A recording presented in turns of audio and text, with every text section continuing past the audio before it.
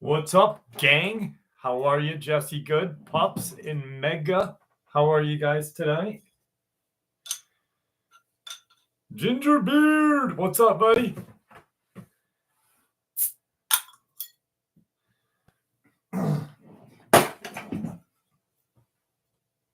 Got the old Mexican coca. Danny, Nicholas Carroll, Jesse, Jess B, Sean, Robert Sharp, M. Kirby, DB Mac. I'm doing well, Nick Hendricks. How are you? Savage Lunatic, what's up? Brian Mons. Tyler 420. Lace, how are you? Sharon, how are you?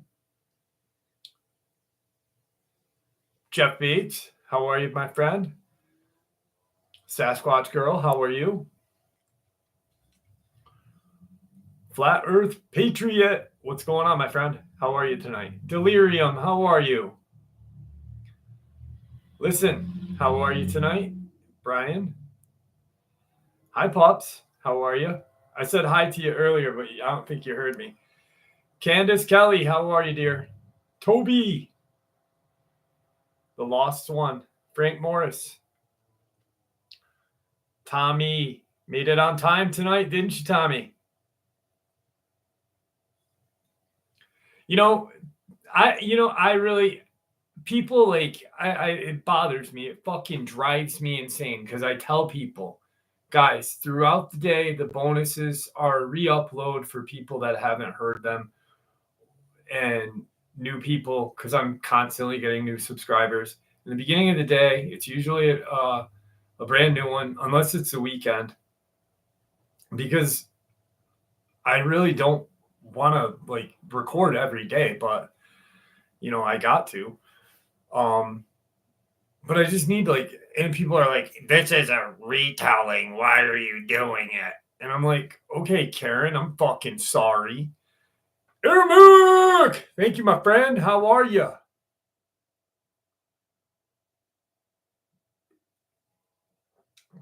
This one's for you, Ermic.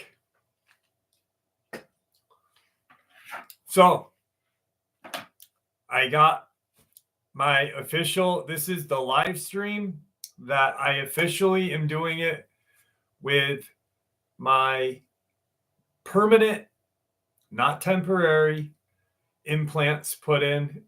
And look how good these motherfuckers look. I can't smile. I smile like shit. I'm like, I look like some fucking predator. No, they're implants, M. Kirby.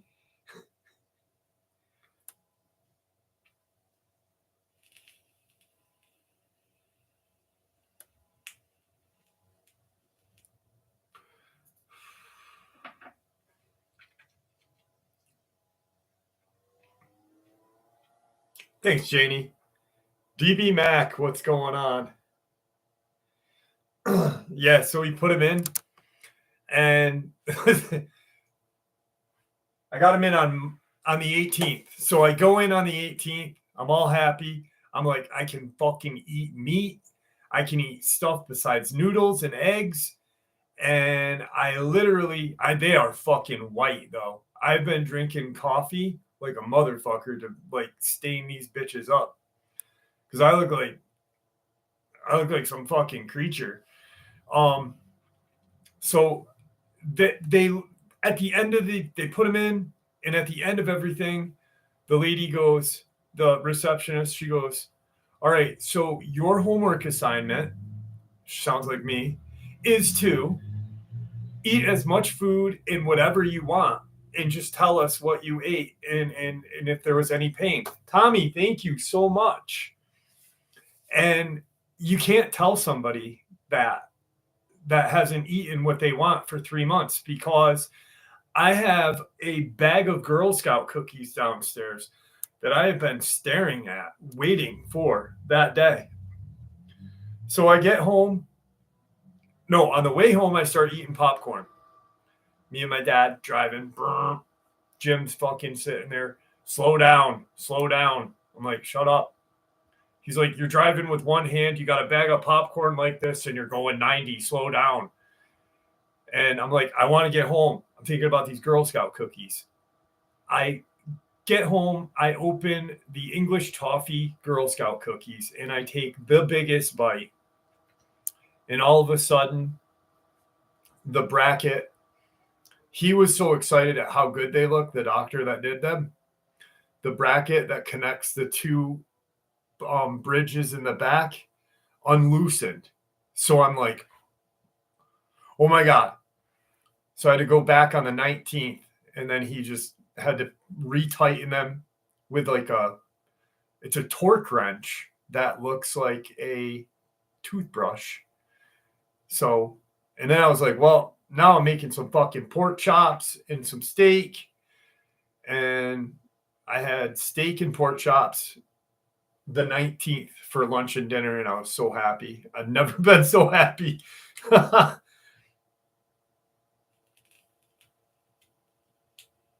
except for Saturdays. The lost one. Why do they? Winter Sky, how are you? Troy, how are you?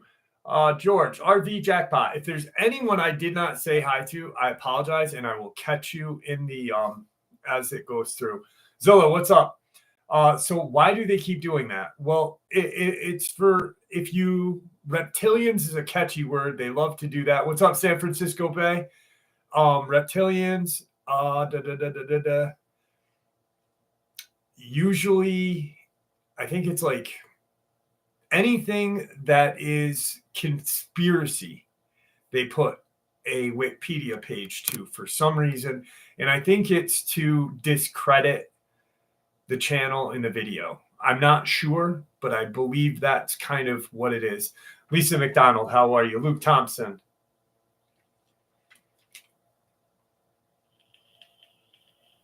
Alien abduction. Area X. Probably it may have a different name of what I've heard. I'm not sure. Where is it? By I'm Kirby. What's up, Wolf Moose Bear? Zilla, thank you for becoming a member. Look at the milestone. 4 months. I know. Holy shit. Daryl. What's up, Daryl? This is my brother Daryl. My brother Daryl. Joanne. Rosalina, how are you? I think I said your name. Rosalina? Yeah.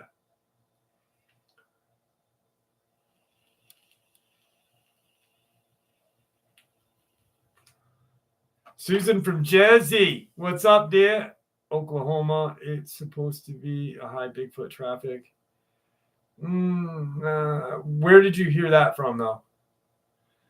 Because there's like, Mert, what's up? There's like channels that are making shit up now. Like Dogman Triangle. It's like, holy shit. Are we that fucking like, and then people are like, did you see Dogman Triangle? Did you see it? And I'm like, if you really want to, like, you can make Dogman Triangle everywhere around the fucking United States. You know what I mean? Like, it's kind of neat.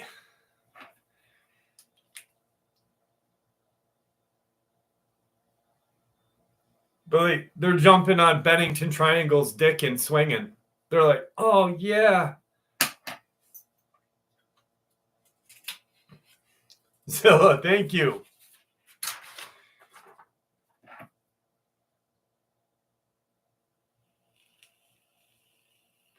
Oklahoma is a pretty nifty place. Like Texas, Oklahoma area. And I think Oklahoma gets overlooked a lot for some reason. But if you caught the upload that I did earlier in the week about that one woman who was like savagely attacked and that little boy, there are some fucking nasty encounters that come out of Oklahoma. And I don't know why Oklahoma is overlooked. So, but it seems like there's a lot of,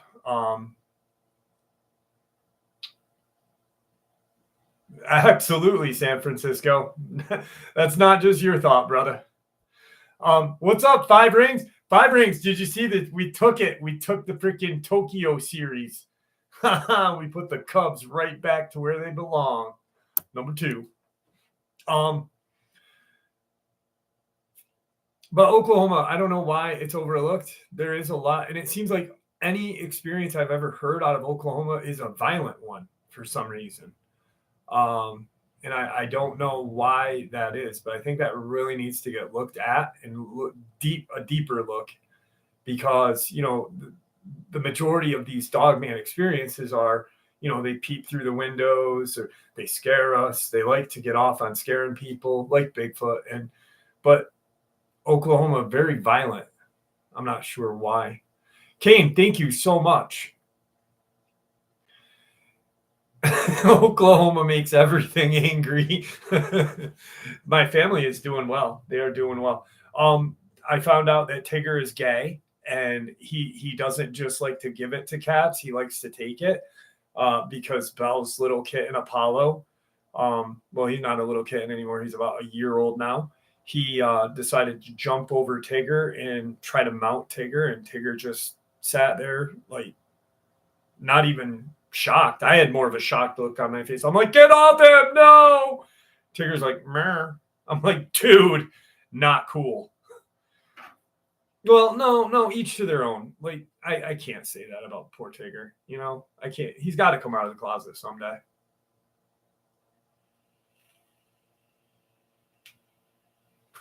So I just outed my fucking cat, man. I'm done. I smoke a vape. I smoke a Juul. I don't smoke weed. I don't do drugs. I don't drink. I just smoke Juul and drink a lot of caffeine. That's it. COVID denier. Erica Danforth, thank you so much. Thank you very much. 3rd live stream. SDL. Oh, shit. Definitely the cat is out of the bag. No pun intended, Robert Sharp. The good one. Good one. Hey, Truth, how are you? It's all, yeah. He sits there and just like watches me when I record. Sumner, how are you, buddy? IE native. I don't know about that, but I wouldn't doubt it. Like animals. I don't think gay is in the animal like repertoire. I think they just like to book. I don't know.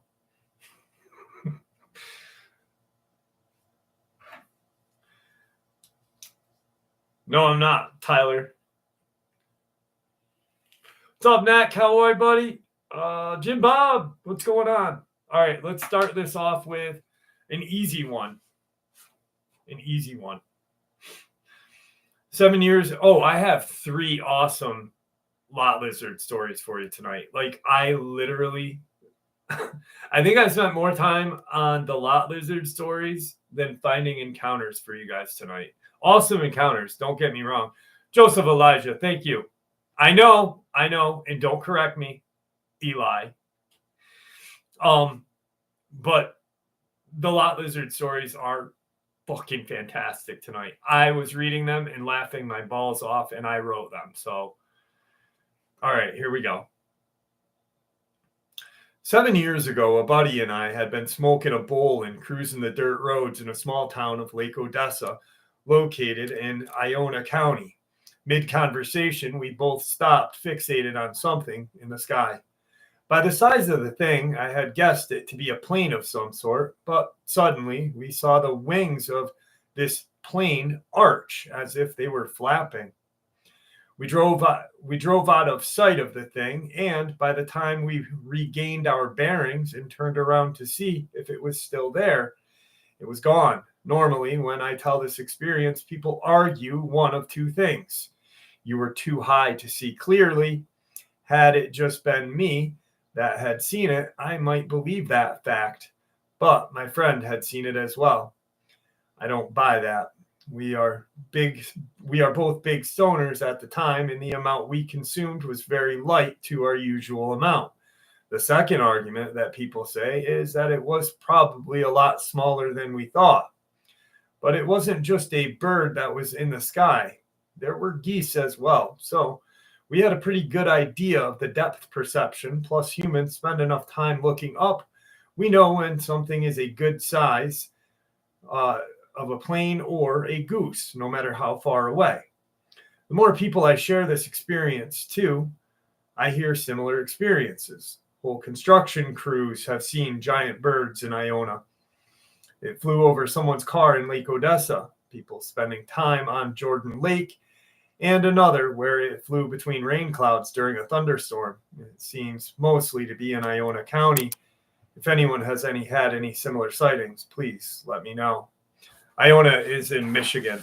So, and I agree with that guy 100% because one, I don't think that, yes, marijuana can, fuck with people's inhibitions and shit, but I don't believe with depth perception and such.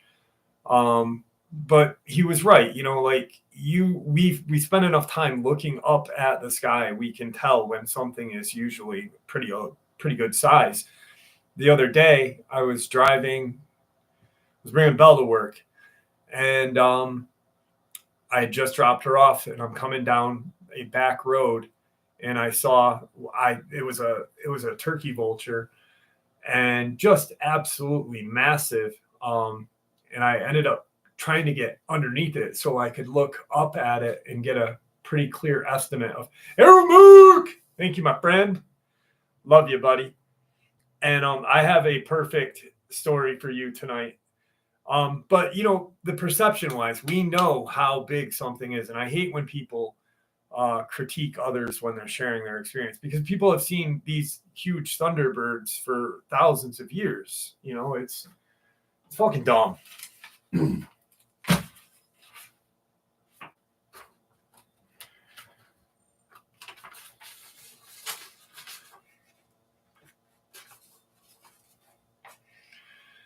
Kimberly Flores, watch your tongue. No, I'm just kidding.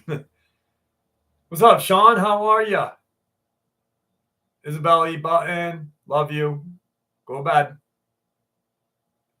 Be a good girl. Go fucking bed. What's up, Sully? All right. I had a very scary experience happen to me in 2017. Had this stuck with me throughout the years, and I'm wondering if anyone could possibly help explain what I witnessed in the woods all those years ago. I was about 16 at the time. I am half indigenous. I was visiting my uncle, and my uncle on my mom's side, the indigenous side, at his cabin located in the woods in northwestern Maine, because I was driving my grandpa up to visit them for the fall season. The cabin is rather small and could only accommodate my uncle, auntie, and grandpa, so I was told to sleep in the camper that was set back further into the woods. That evening went by as usual. Auntie made dinner, and we all laughed and shared stories, eventually turning in for the night. I took a flashlight and started my way out to the camper. About halfway down, I shut off the flashlight and looked up to admire the night sky. It was at this point I noticed how quiet the forest had become. There were no birds or sounds of crickets or rustling leaves, just pure silence. I suddenly got this intense feeling of dread deep within my gut, and the hair on the back of my neck stood on end. The voice in my head told me to bolt to the camper as fast as I could.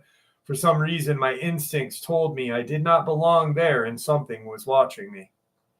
When I made it to the camper, I slammed the door shut and double locked it, closing the window blinds. I swear I could hear my heart pounding into my ears as I laughed at myself for getting so worked up over nothing. The entire night, I was restless in my sleep. I couldn't help but hear footsteps and movement all around the camper, telling myself it was just curious animals and grazing deer, but my dreams were haunted by something that I could not see. Unfortunately, this would not be my final experience of the weekend.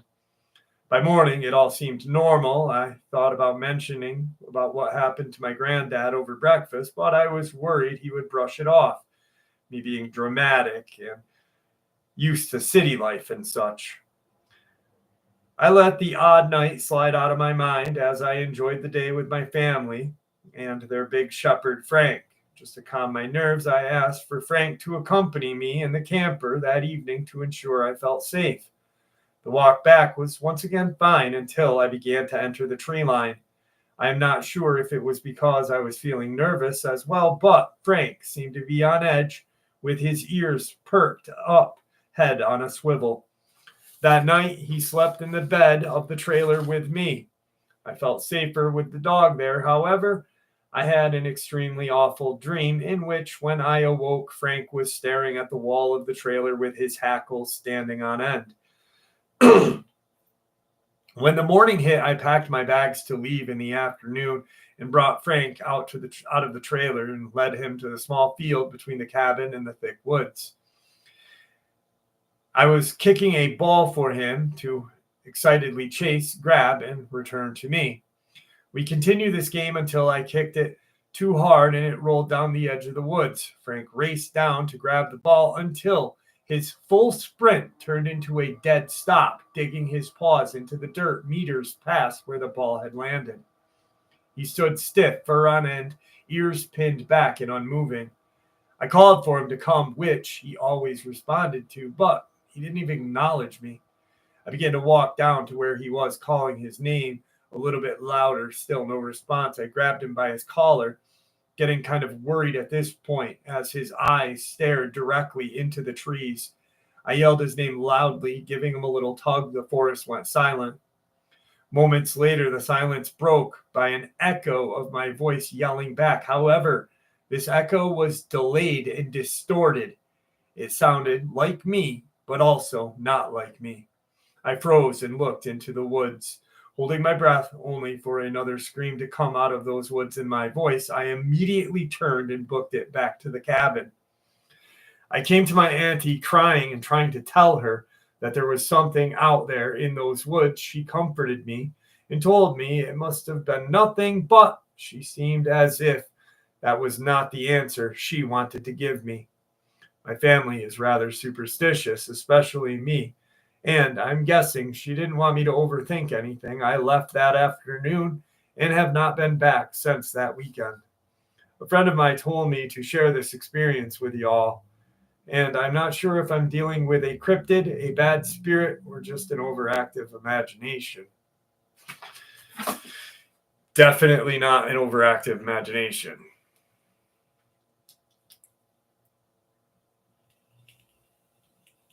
Yet an earthquake, San Francisco?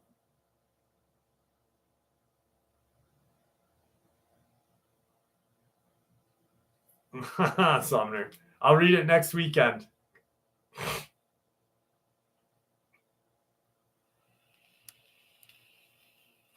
Anthony Spats, thank you so much. I truly appreciate that. Thank you and welcome. I'm not seeing your name here, so welcome. Bang, what is up, my friend? What's up, Cat Mom 11? How are you? DB Mac? I always got to say DB Mac 100 times because I just fucking love his name. We got about a foot of snow. Oh, Jesus. What's up, Dave Thompson? How are you, buddy? Ryu. Aruken. My thoughts on portals? I've got about 100 videos on portals, COVID denier. So I believe in portals. I believe they are a doorway to a dimension that we do not know about. Hey, when does that happens in Whitehall, Red Cardinal, and it's in September. I think science has already proven there are other dimensions. And so, Johnny Ohm, thank you so much. Happy birthday to William Shatner. No shit. Thank you, Craigers. But the fuck was that? But yeah, they're a doorway. I believe in 100%. You know, It's kind of hard. It's kind of hard to deny anything below the pyramids. Well, I mean, what is a portal? It's a doorway. A doorway. Thoughts on below the pyramids? I don't think that we are. Quinn, thank you so much. It has been a while. It has been a while. How you been? I shared your experience a while ago too. I don't know what's under the pyramids. I have a couple ideas. I think there are chambers that were used. I think they're hiding secrets that we not the people that exist now. I think there's shit under there that our civilization now, if we found, would be incapable of understanding. I think they were more advanced, and it's going to sound stupid, but I think they were more advanced at a certain point back then. I really do. Something happened. There was a catastrophe or some sort of fucking mass extinction, I believe, that happened, and or something wiped our memories. But how do you explain nuclear radiation in certain places in Egypt, unless there were stargates and other shit like that? And, even if they didn't have electricity and they had like a stargate, that still makes them more advanced than us. Like people, I've talked to somebody and I was like, they've had stargates, they're this and that. And they're like, well, they still use torches. So how does that make them more advanced? Well, do we have that? Like something happened to where we forgot, or that technology was taken away from us. And then slowly it's getting gifted back to us by whatever race, I don't know. Probably makes no fucking sense.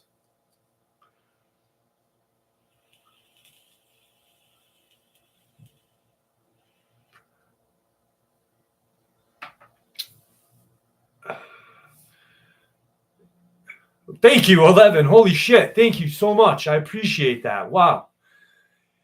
Is it possible that a portal goes to the second heaven where astral projection happens?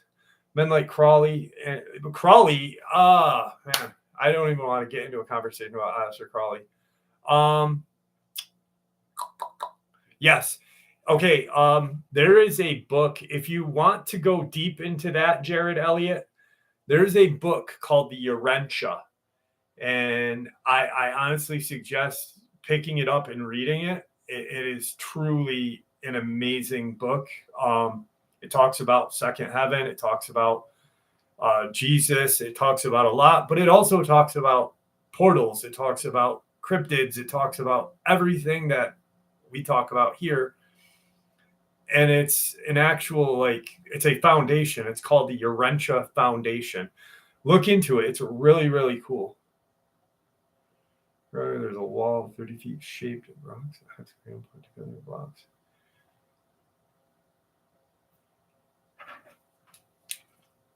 Yeah, Celio. It's interesting that we're just finding. I don't know, Rick. Maybe tonight I do. Maybe I don't. It's interesting that they're finding different structures as we start to. I'm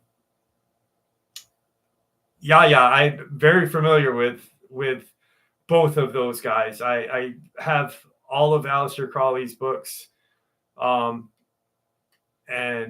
that was a different name than the demon that he summoned, I believe. But if you want to read a good book by Crowley, Diary of a Heroin Addict is pretty interesting too.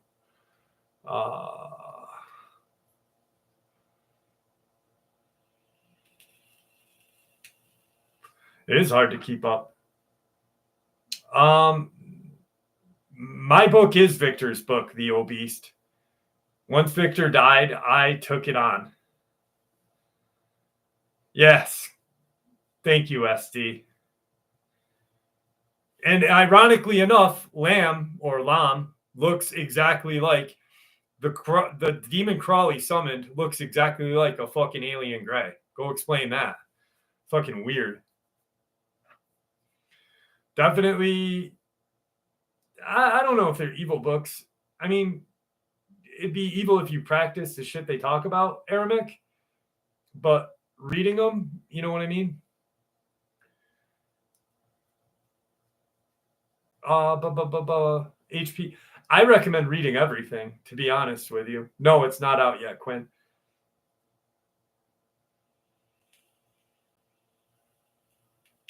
I recommend reading as much as you can to, whatever you can read, just like read. I just fucking read as much as I can. I don't know why. Whatever it is. I have a sock. What do you do with that sock, Stacey Mathis? Exactly, yeah. It gave us brains for a reason and not to just fucking waste them. I think research is fundamental.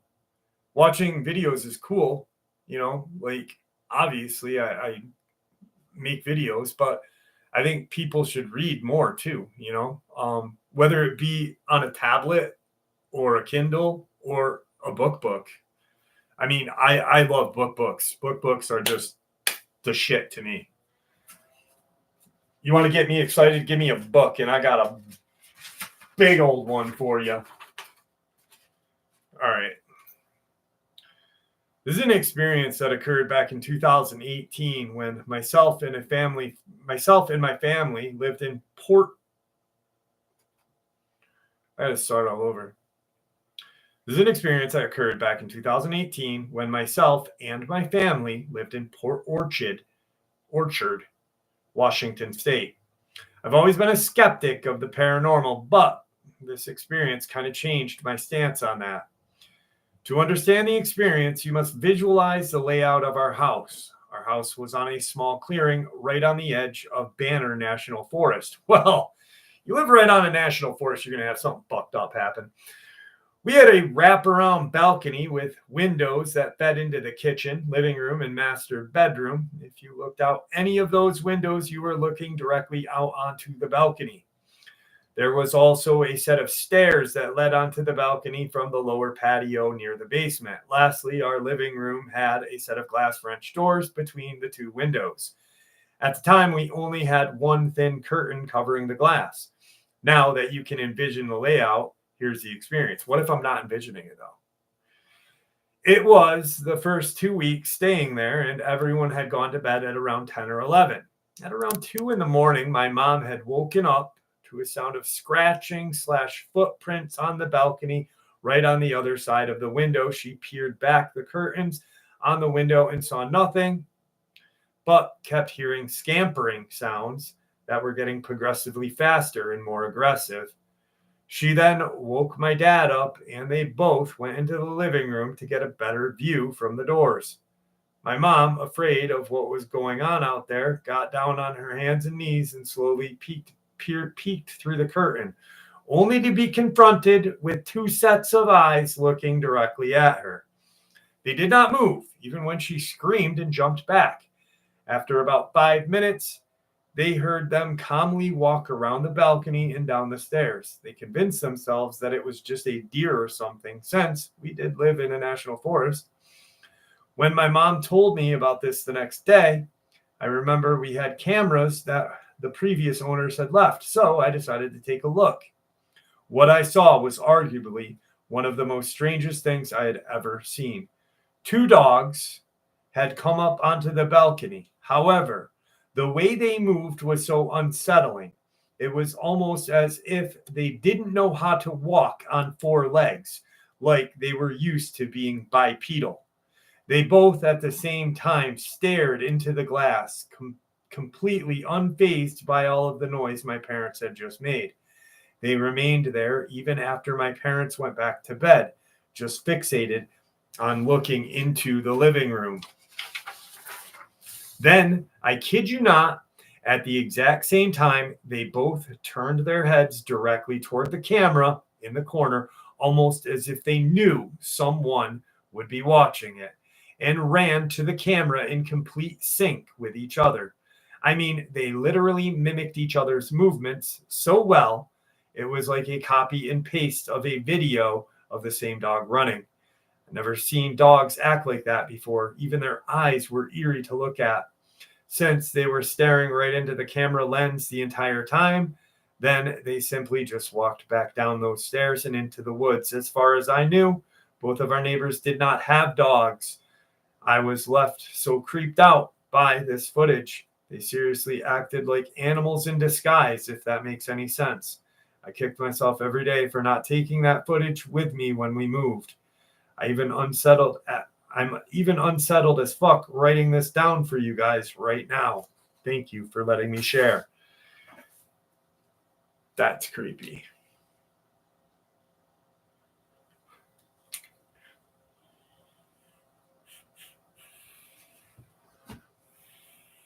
Is it time to play Name That Tune? I think it is. It's time to play Name That Tune, and Jeff to put his other jewel on the charger.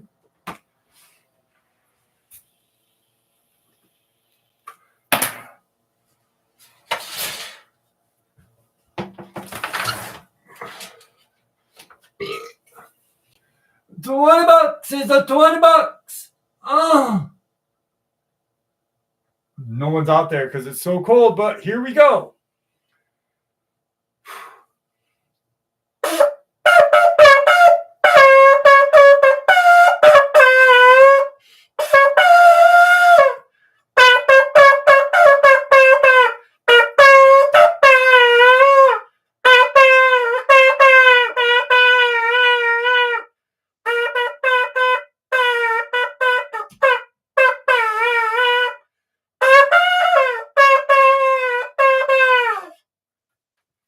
Name that tune.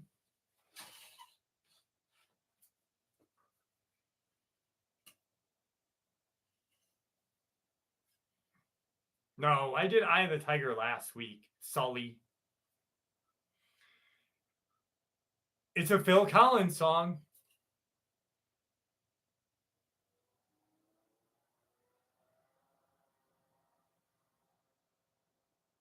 No practice. It's a Phil Collins song.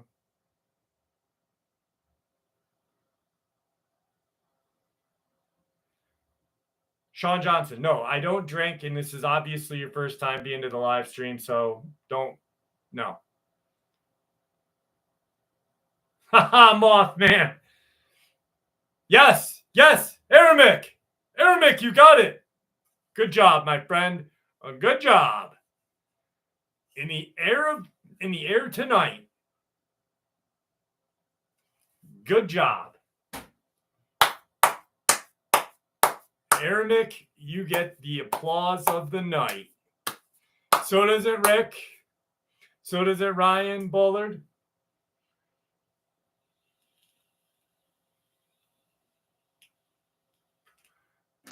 I have no idea how anybody could miss that.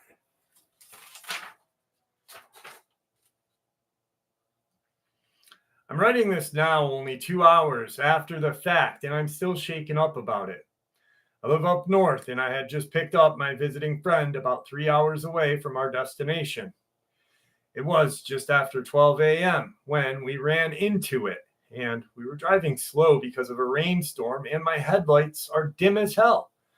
The road we were on is extremely rural, and for the most part untouched, aside from a sprinkle of some small towns a few hours apart. We were about 20 minutes past one of these little small towns when we came up to a massive black dog-like creature standing in the middle of the road. Neither of us saw it run up.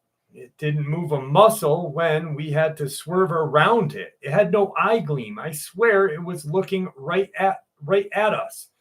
Actually, it was looking right at us and right through us at the same time.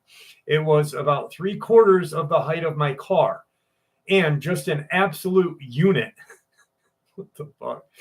Both of us immediately thought it was something paranormal, and adamantly, we both superstitious and big followers of cryptid lore. But whatever that thing was, I swear it was not natural. The calmness of it was unsettling. I don't even think it moved after we had gotten away from it. Not to mention, it was a full moon and there was absolutely berserk lightning storm cracking off in the distance.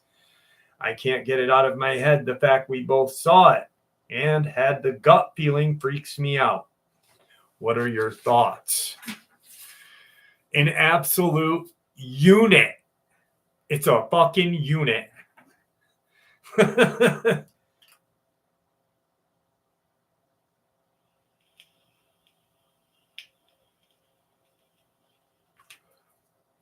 No, the man in the mirror. I don't watch other YouTube channels. See, when people have YouTube channels and they watch other YouTube channels, they then want to do videos like that other YouTube channel and inadvertently become jaded and copy other channels. And that's why I don't watch other YouTube channels.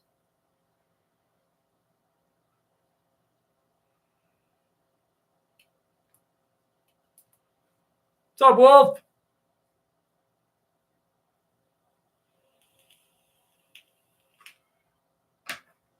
Good. Airmick said it, not me. Airmick does deserve a Mothman story. Let me find one. I got one for him somewhere in here. I do got one for him.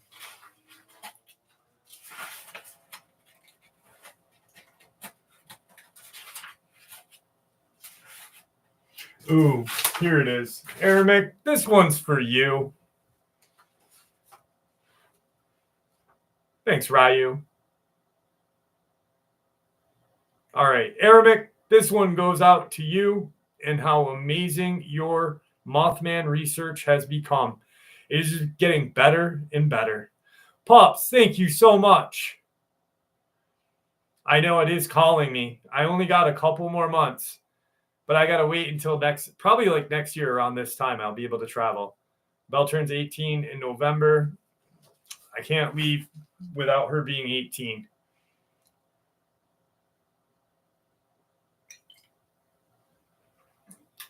And thank you so much, Pops. All right. Airmick, this is for you and your glorious research in the Mothman. I had an incident December of 2019 in Tampa, Florida, a winged creature sighting. Driving to work early in the morning, it wasn't dark, but not quite daylight yet. Going around a curve in the road, knowing I'm coming up to a light, it's always red and I always have to stop. For one of the only times I can remember, I somehow was the first vehicle stopped at the intersection. I knew I needed to keep an eye on the light, so I was looking up, waiting for it to turn green, and I just happened to catch something moving along to my left. It was flying from left to right, south to north. I won't lie, I did not get to see it for very long, but those several seconds, it was as clear as I could possibly have imagined it to look, just like a gargoyle. Large, bat-like wings, hands crunched up like fists, legs kind of crunched up as well, gliding along. Its wings did not flap. Now, I didn't claim to have the world's greatest eye or be an expert on anything relating to distance, but I know what it looked like. I'm certain of its size, which would be about a large man, and I know it wasn't that far in front of me. I had a lot of objects in my review to help get a good perception. Could it have been anything else other than a gargoyle or Mothman? Of course, I'm not crazy. That's just what it looked like. What is it, Airmick? Is it the Mothman?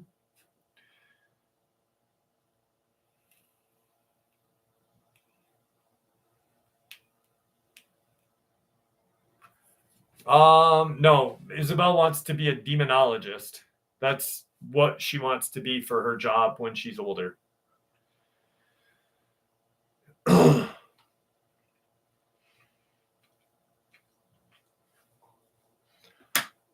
That's all she wants to do with her life is be a demonologist.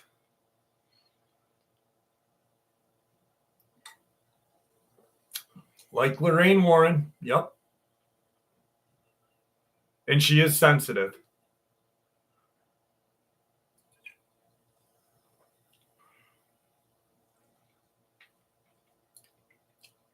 Which one? 175 hydro? The Dogman?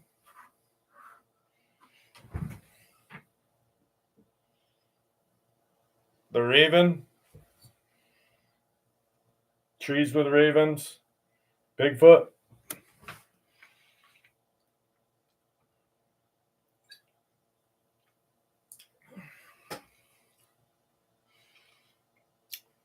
Probably another cryptid. Definitely not the Mothman.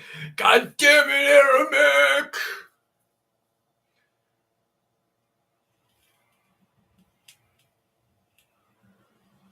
Feral people scare the living shit out of me, Aaron Gray. Feral people are just terrifying.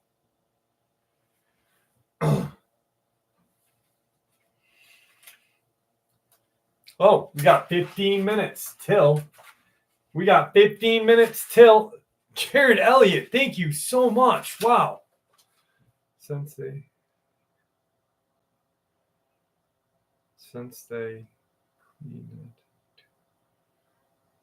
I've got to be honest with you. I don't know what that means. Since they cleaned you out. I've been there before. Thank you, COVID denier, and thank you, Jared Elliott. That was very fucking kind of you. Thank you so much. I have feral humans that live around here. They usually like come from the crack house that's like a couple fucking streets over. And they're fucking scary looking. You should see. Oh, ask freaking Neck. Neck has been to my hometown. Oh. So Neck has been here before. And every Saturday there's a cop car parked right down the road. And Neck had witnessed it himself. Actually, it was parked right outside at one point once before. But tonight, on my way, I had to do something, and I went by it. There was a cop car and a gray, weird-looking van, like just a nondescript van parked behind it. I looked out. Cop car is still there, but the gray van is now in front of the cop car. It's weird. COVID denier. You asked me what I was smoking. I smoke a vape, and I said I don't do drugs. I don't drink. I don't do anything except nicotine and and caffeine. That's all I do.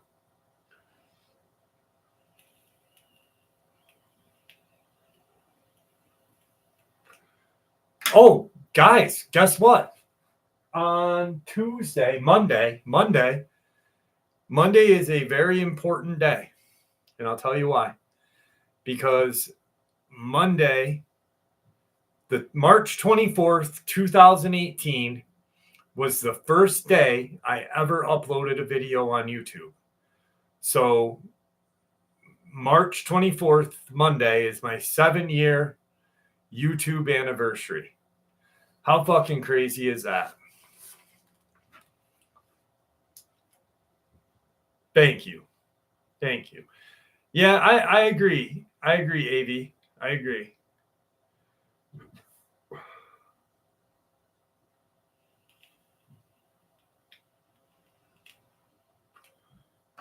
Seven years. What's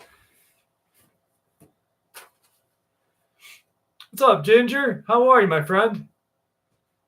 Holy shit. Nicotine COVID denier. How many? Will someone answer COVID denier when he asks the question again, please?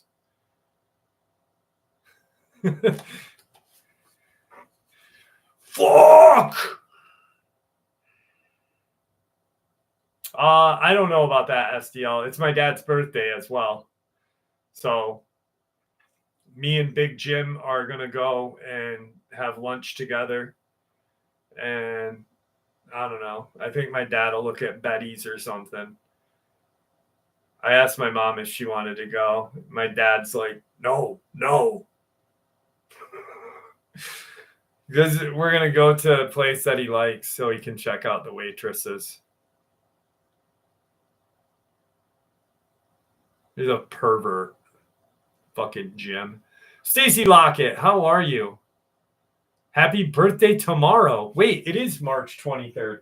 It's technically March 23rd right now. So happy birthday to you, Stacy Lockett. Happy birthday to Stacy Lockett. Happy birthday to Stacy Lockett. Happy birthday to you. Happy birthday to M. Kirby and Stacy Lockett. Happy birthday to both of you.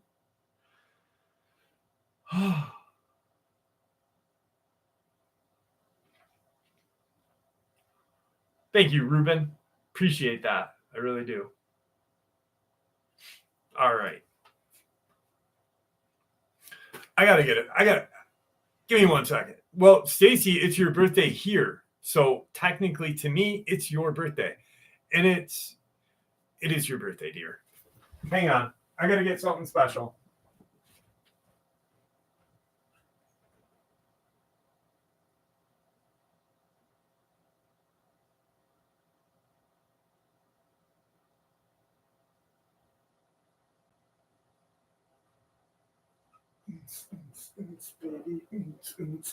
Baby,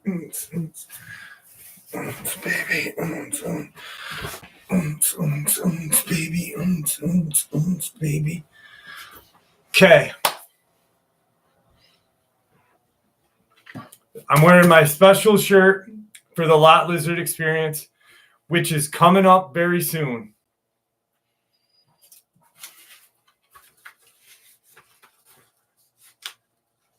You're just jealous, Rockin' Steady. We've already had this discussion. I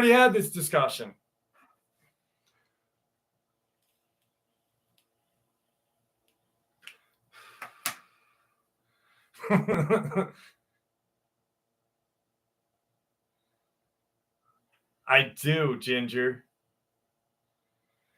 I made this shirt. This is Jeff Nadolny original. Richard, thank you so much.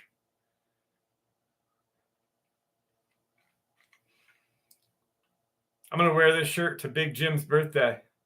My dad would fucking kill me. He'd be like, what the fuck? Get out of here. He'd be like, get the fuck out of here. All right. I haven't told anyone this experience yet until now. Still been trying to find an answer, but I've given up on figuring out a logical explanation. Please hear me out. It was 3 days after Halloween. I live in Southwest Georgia, and my home backs up to a rather large forest. It was around 2 or 3 a.m. I couldn't sleep, so I went to the back porch to read and smoke and have some tea. I was out there maybe 25 minutes when suddenly I hear what sounded like heavy falling, jumping from a tree and hitting the forest floor violently. I thought maybe a tree fell at first, until right where I heard that noise come from, I immediately after began hearing what sounded like something walking on all fours, something large. Now, I assume bear. There's a fence directly in front of me, so I know I can dart inside before it can reach me, so I sat curiously, hopeful that I'd see this bear. My eyes set diligently in that dark forest. Then for a split second, illuminated by my porch light, I could see a shadowy figure of a humanoid and crawling around on all fours, scurrying around, ducking and diving behind trees, maybe 15 feet in front of me in the darkness. And then the laughter began. Fuck that. Best way to describe this laughter was the stereotypical witch with some uncanny animalistic distortion. Fuck that. It was cackling so loudly, psychopathically, maniacally, monically, I thought surely my neighbors would be coming outside.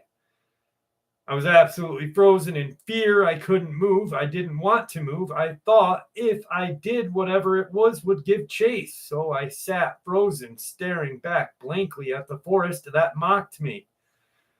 This laughing, starting match went on for 3 minutes. Finally, I found the courage to look down long enough to grab my phone and record a video with the flashlight. The moment the flashlight hit the trees, the laughter subsided, of course, but the scurrying continued.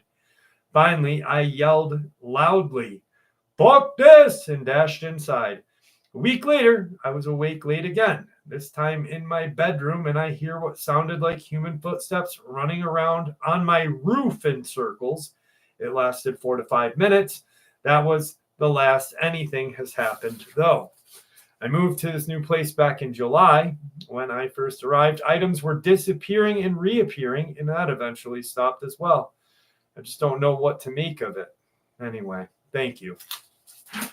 Yeah, fucking move. Now.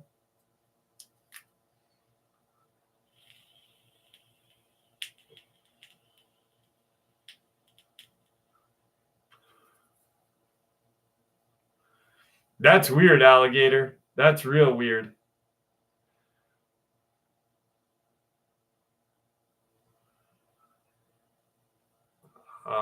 What's with the Dogman with a blue thread through his braid? A Hebrew priest black. I think it was on my channel because I believe it was in Tennessee, and the guy was, if I'm not mistaken, he was like tripping out. I'm not really sure. Nice guy. Orphan, thank you. I will do that. Wolf, Moose, Bear. I will record one.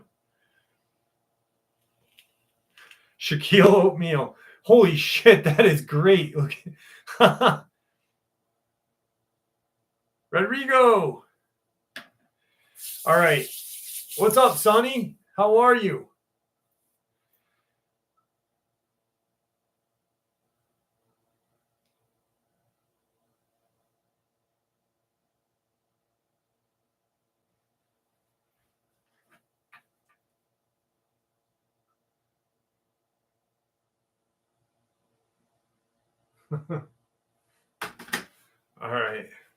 All right. Lot lizard time.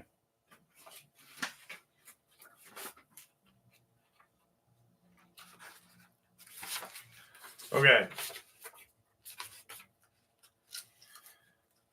This is the first one. Now, if you're new to the channel and to the live streams, these lot lizard experiences are fiction. I write these because they're funny. So, are you guys ready for the lot lizard? I just read it, Zilla. Thank you.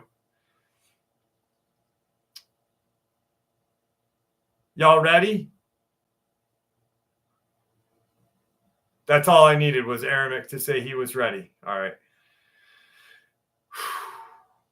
Here we go. The shimmering heat rising off the asphalt of the Mojave Desert truck stop could make a man see things.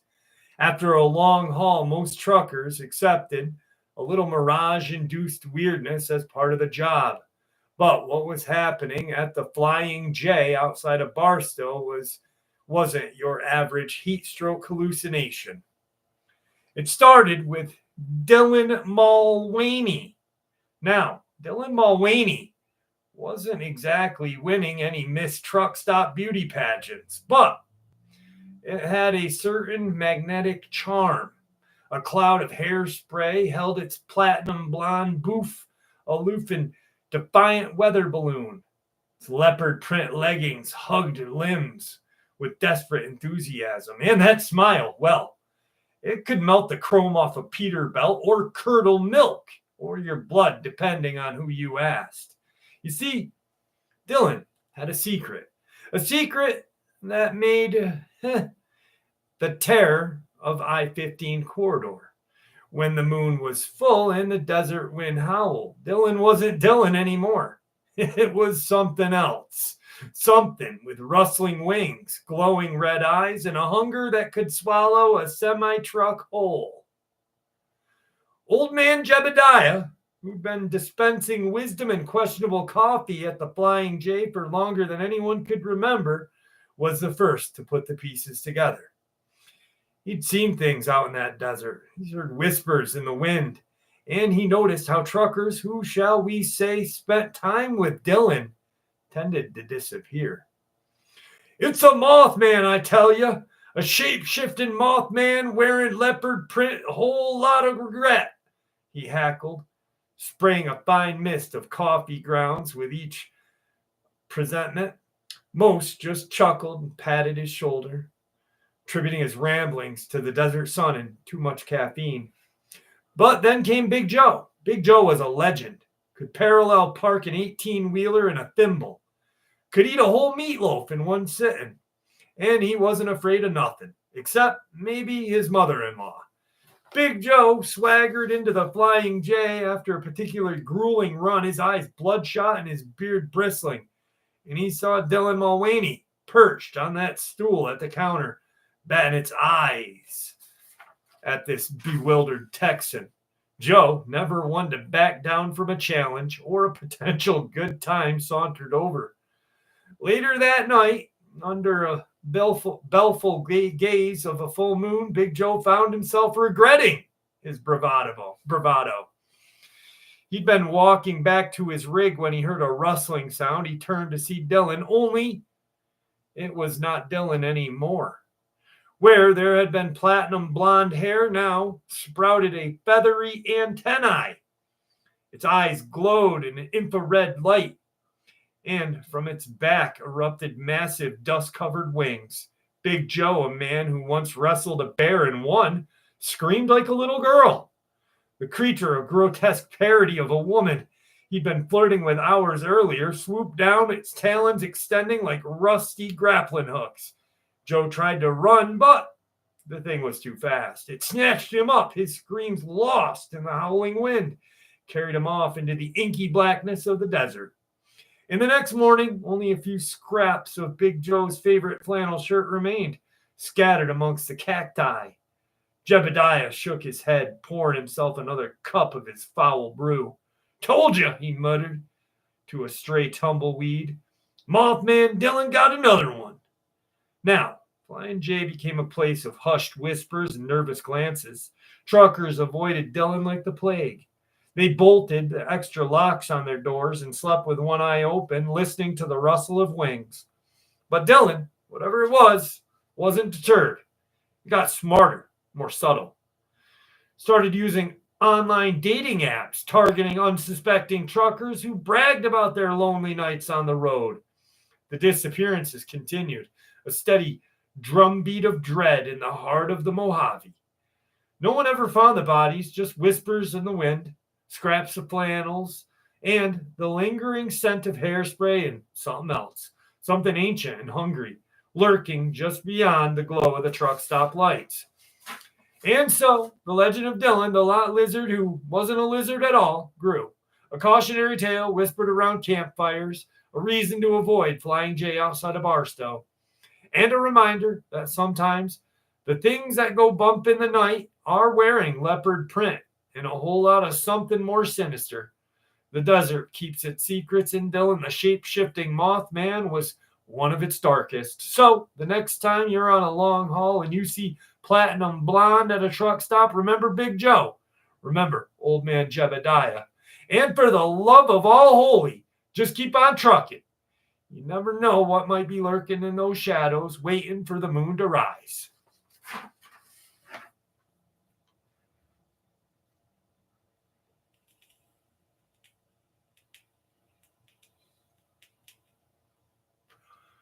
That one was good.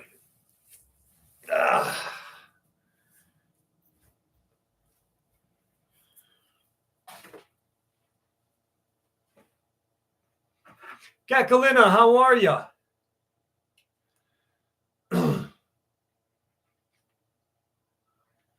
I told you it was going to be a good one. I'll put it back on. You don't worry about that.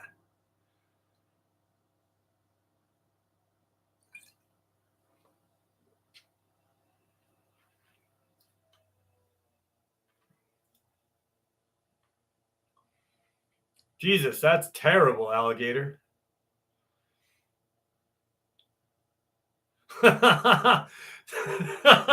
Aramik. Oh, shit. Randy, man, have a good night. 5'11 and a half. 6 foot on a good day, pups. What's up, the battle? What's up, a stormy light? How are you? I said hi earlier, Erica Danforth. You didn't hear me? I thanked you too.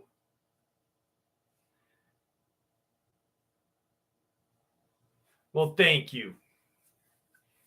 All right, on a scale of 1 to 10, what would you guys give that one? Crypto Work Pro, how you been?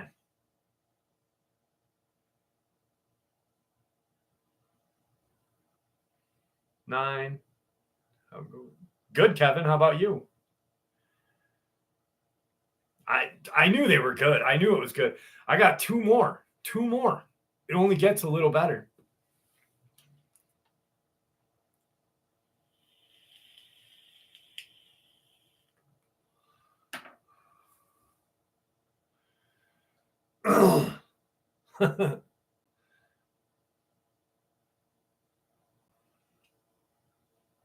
You're good, Erica. You're good.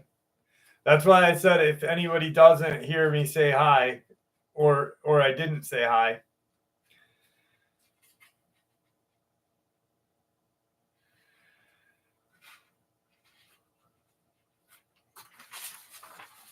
All right, here we go, kids. I live in central Kansas, not far off a reservation, on a farm that was established roughly at around 1858 or so. I just moved out here 2 weeks ago, and there's been something stalking the farm. At first, I thought it was coyote or even feral dog and took appropriate measures. Yes, we have livestock, guardian dogs, and they do their job. But tonight, both my boyfriend and I saw something that really does not fit any local wildlife. The first time I saw it, it was around 9 p.m., and it was about 25 to 40 feet away with grayish fur, but it covered somewhere around half an acre to an acre in a matter of moments. Like, bring a BB gun up to bear, mind you. I thought it was a coyote and just wanted to scare it off from my chickens, not to injure it. And it was big, very big. By the time it got to the tree line and looked back at me, forward facing eyes, it was every bit 7 to 8 feet in height. About an hour and a half later, my boyfriend and I were back outside, and we both saw it at the point much, much closer, just across the road, maybe 75 feet away. And it was every bit 7 to 8 feet in height, with bipedal gait, snapping full-size tree branches. If you've ever heard a tree branch break, you know exactly what I'm talking about. And it went from being dog level to the ground to being taller than us, that far away while standing in a creek bed. Also, potentially unrelated, we have heard voices outside that were most definitely not human and not a cat or animal vocalizing. So there's that as well.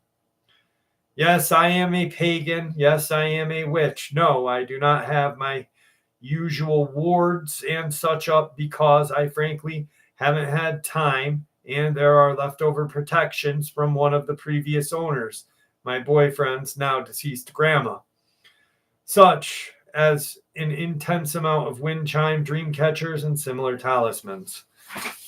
Well, that's your issue right there. Because I remember, yes, we already did a lot lizard story, Kara.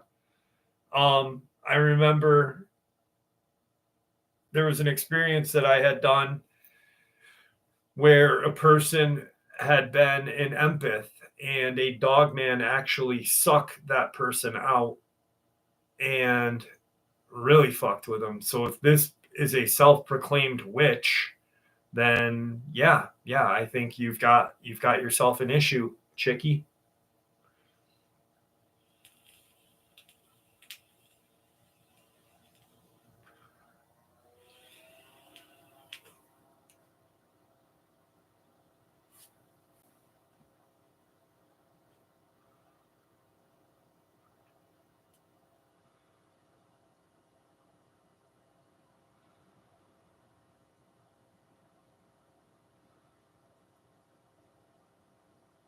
What's up, you drunk ant? How are you? Thoughts on them? What did I miss? What did I miss? What's up, Brant Oliver? How are you?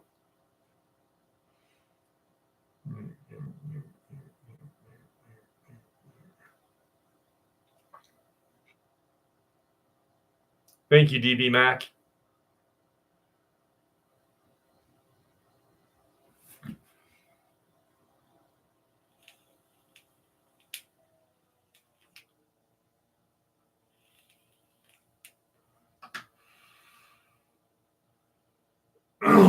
Thanks, Wayne Hitchcock. Appreciate that.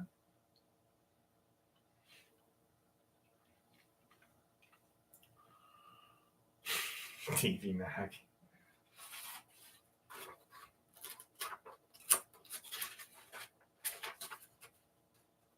Ooh, how about a black-eyed person experience? I have one of those. This one's fucking creepy.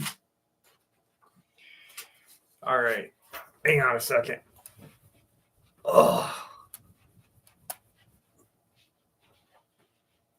There. Fuck. There we go. Yes, alligator horse. I would love to hear that. Please. What cryptids are in the panhandle? Dogman, Bigfoot, crawlers. You know exactly what it was. Jingle time. Yeah. There we go. Does Maine have Bigfoot? Yes. Yeah. Mount Katahdin has a mountain giant in Mount Katahdin. Exactly, Aramic. Exactly. Tigger is lying on my bed right now. When I got my shirt, he's like this.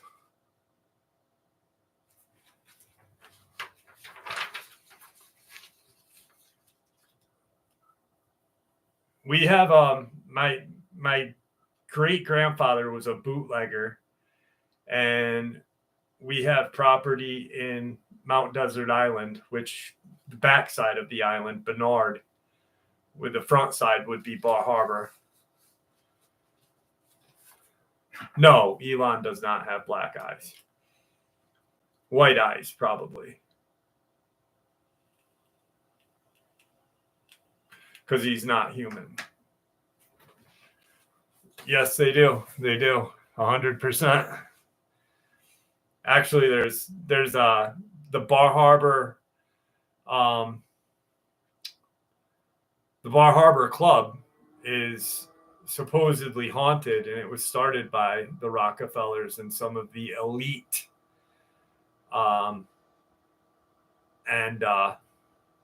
There was a woman that was killed there that supposedly haunts that area. Very interesting and creepy.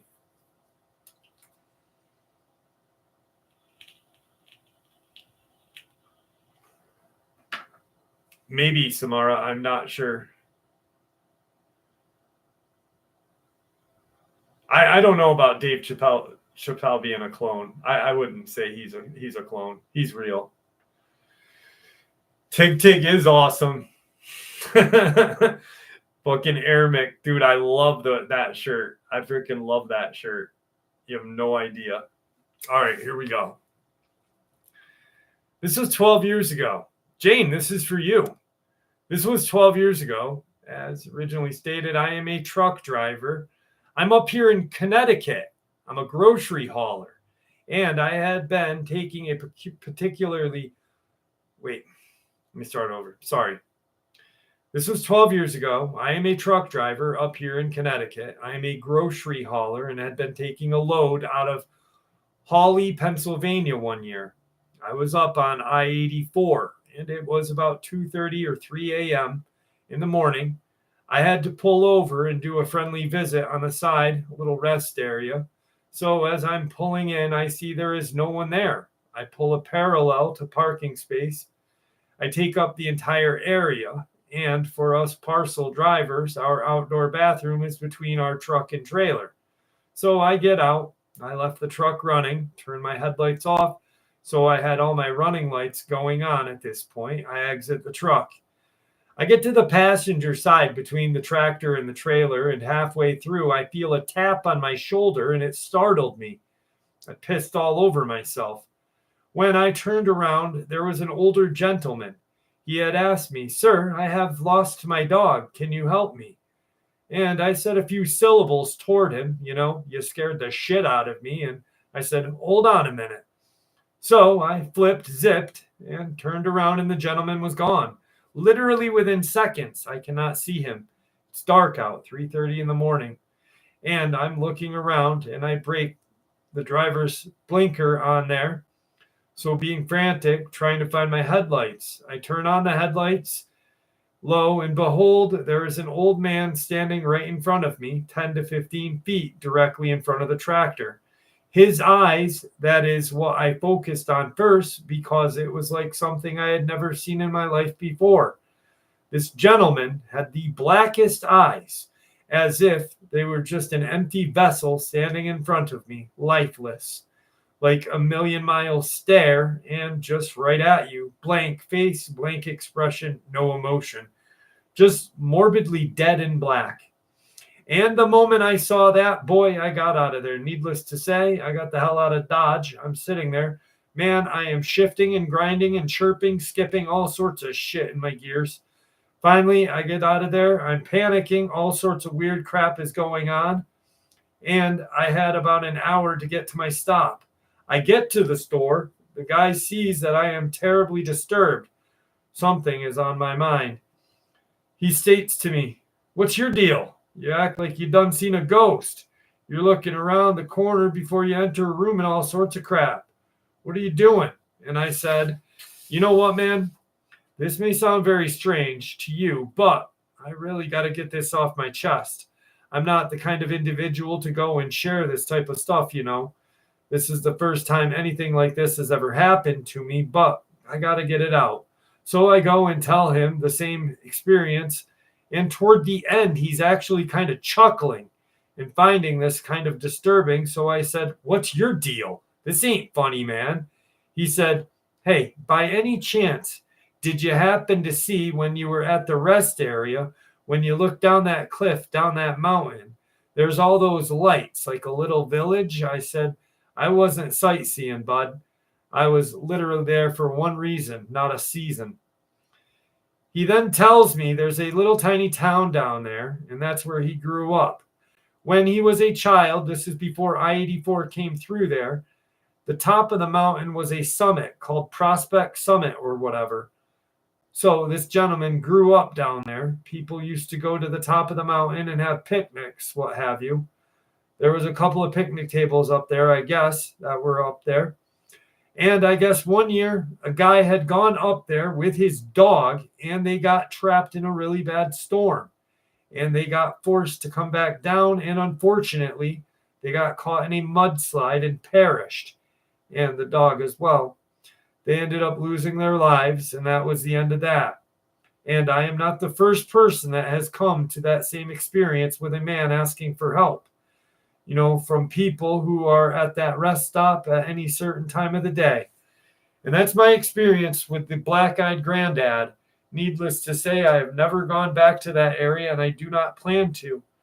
I came back down that day and told dispatch, "Don't ever send me to that store again, or you can keep my key and badge." They had asked me why, and I told them briefly what happened, and they thought it was very comical, but I did not.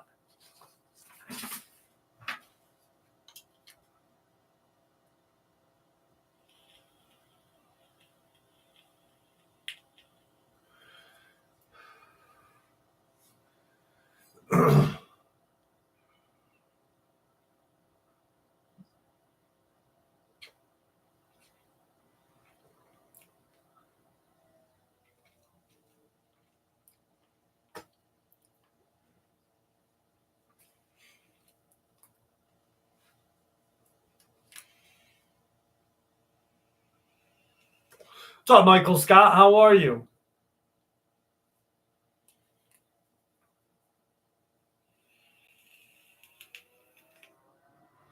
Justin Jensen, what's going on, my friend? Yeah, definitely never open. Record Girl, how are you? Davey Ward.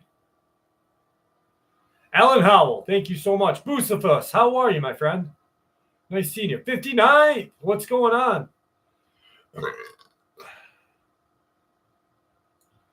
Thank you, Stacey Mathis. Thank you very much. Kurt Newton. I've heard of dogmen with blue eyes, all sorts of different colored eyes.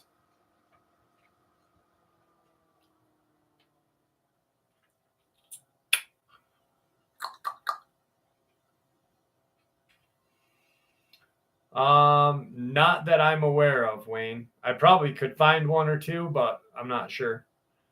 I'm good, Cheese Weasel.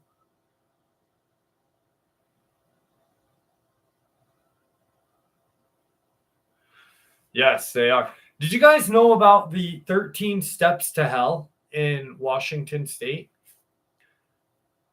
Did you guys know about that? There's like, they're not there anymore. They actually had buried them. They cemented them, excuse me.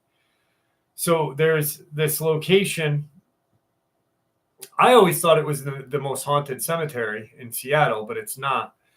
But there's this really fucked up place outside of Seattle, and it was so haunted and so much paranormal shit had gone on there that they actually had to cement it. And when I thought about that, I had thought about something like when, so there was, I believe it was in France during World War II, that the Nazi party had taken over an old school, and they had occupied it for quite some time. And they were doing experiments in the basement, and like I think there was a sub basement and a regular basement. So they were doing whatever kind of experiments, human experiments. Now we all know that the Nazis were, Hitler was very, he believed in that shit. Like, he was not a good person. He was, I think he was almost a satanic worshiper, to be honest with you. I think he was right up there with Aleister Crowley. But he was definitely practicing some black magic and some really deep shit. But when the Allied forces came in and they were kicking shit out of the Nazis, the Nazi that they were in there, they had a protocol that if the Allied forces came in, what they were to do was they were to cement this one wall up and then flood the basement and sub basement and cement that area to get to it. I guess they had left a opening, like a small opening, and some U.S. divers had gone in there during wartime for, I don't know why. I think they had went and to see if there was any remains of people left in there. But they had seen something, I guess something had swam at a couple of these divers. Like supposedly they were doing genetic experiments and something had gotten out and didn't die and had actually swam toward them.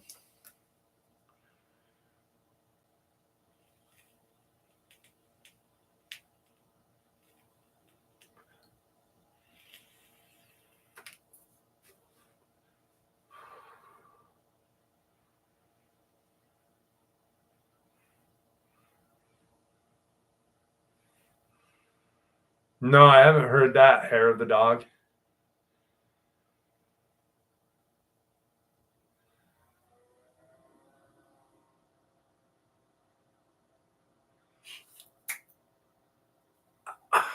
Maybe, Scott. Maybe.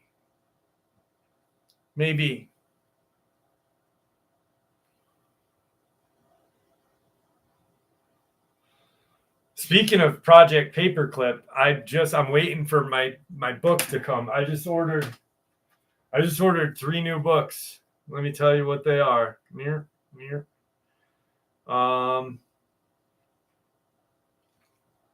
right. So sometime today, my Admiral Richard E. Byrd's Missing Diary will be coming today. Then tomorrow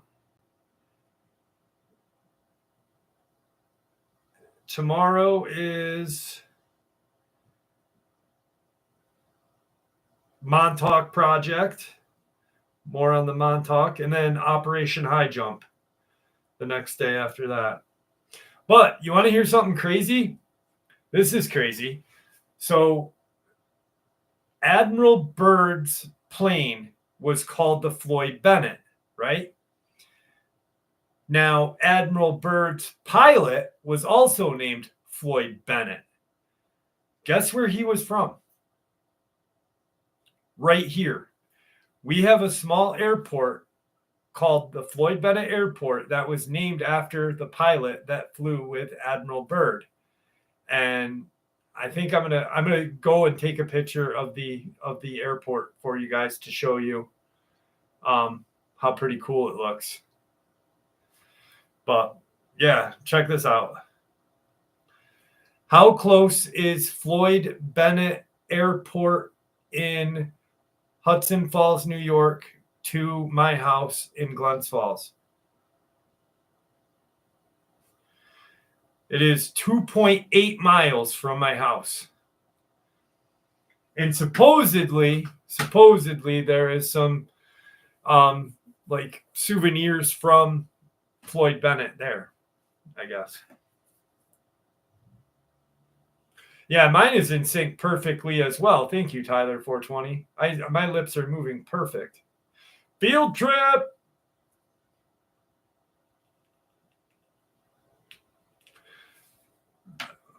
I think there's probably I believe there's maybe some fallen angels chained up under there, Rockin' Sully.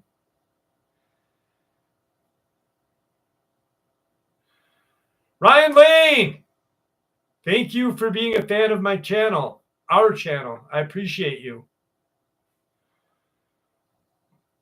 Thank you very much. Booth Bay Harbor, yeah. There's a reason why there's a naval base in Bath, Maine, because it's very close to Booth Bay. Yeah, under the Euphrates.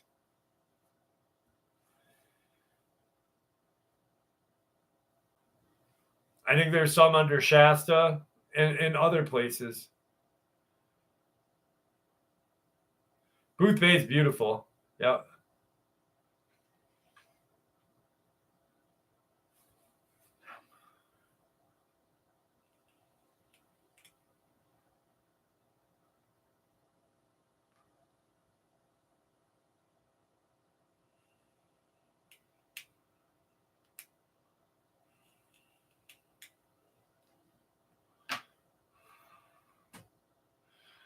What's up, Jersey Night Cat? How are you, dear? Really, Battle? That's cool. His son? Then he's probably like fucking 90.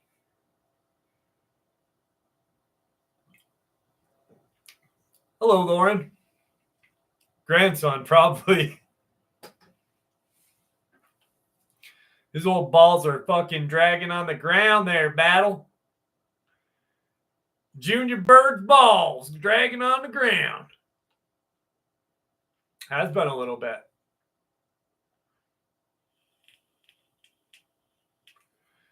Time is it? All right, we got time.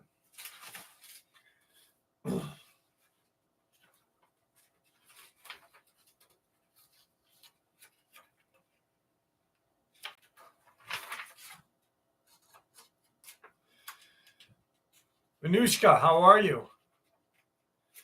That's the way I look at it. If you got them, let them hang. Just let those fuckers swing. Swing. I just did one, Jersey. If you listen to the very beginning or go back to you'll be able to hear it.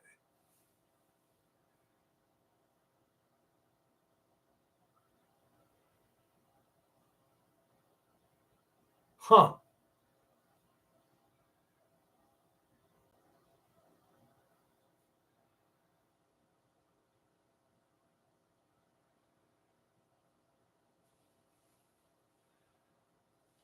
It's a good one too. I can promise you that. But I got two more good ones. That the first one was probably a 10 in my eyes, but I saw a lot of twos and ones. I believe he's well, Anushka. I haven't talked to him in a while. Jesse's story is absolutely fucking heartbreaking. Absolutely heartbreaking. Breaks my heart even talking to him. Please don't, Arabic. Please don't. But I'm not 90, so they don't fucking swing and a miss. About a month ago on a camping trip to the Upper Peninsula on Pictured Rocks for this night, I had a strange encounter that I cannot seem to shake from being paranormal. I figured if anyone would know, you guys would. Now, I want to preface this by saying, firstly, I've spent a lot of time in the wilderness for my whole life. I know the cries of fox, bobcat, mountain lion, etc., and I can say for certain they do not match the sound that I heard. Plus, outside of that, as I'll later mention, I've done my research on a lot of animal behavior. Alongside that, I've also lived my entire life chasing and living alongside strange paranormal occurrences since childhood. I know the chill you feel in the air. I know the sudden feeling of despair and the following silence as if the world held its breath. Trust me when I say I am all too familiar with that feeling.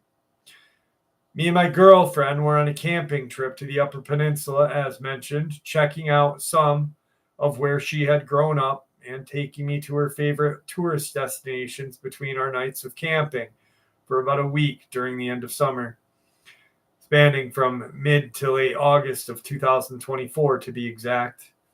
About halfway through, we stopped at Pictured Rocks to camp right alongside the shore in a, to my knowledge, semi-popular campground.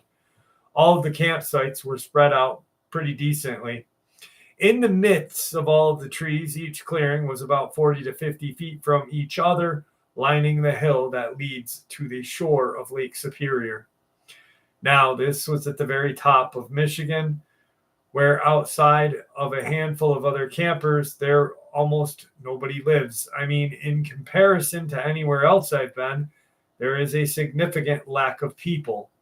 So when nightfall hit, we waited in our tent, talking and playing board games until long into the night. At around 2 a.m., we walked out of our tent to try and look at the stars where the shore starts. I wish we hadn't. Walking towards the clearing through the forest, long past seemingly any other camper had been awake, we traveled only about 30 feet toward the shore to a little clearing we had planned out. As mentioned, the line of campers of where other people should be are far to either the left or right side. So why was it that we heard what I've tried to rationalize to a blood-curdling scream of a disheveled man sounding voice screamed, I think, I'm trying to make that sound, as if a man question mark was being, I don't know, killed question mark from behind us from the direction of our only illusion of safety being a tent. Now, my girlfriend and I are thinking this is a small, romantic, and calm walk. Didn't think to put on our knee braces for her healing legs as they were recently dislocated. Thank you, Erica. Dislocated. We couldn't run. I put my arm around her shoulders and we had to slowly and painstakingly walk through this sudden burst of horror back to our flimsy tent. My mind was racing. Both of ours were. We tried staying calm, comforting each other by saying maybe it was someone camping outside of the main sites. Maybe they had a nightmare, got attacked by an animal, got scared by a friend.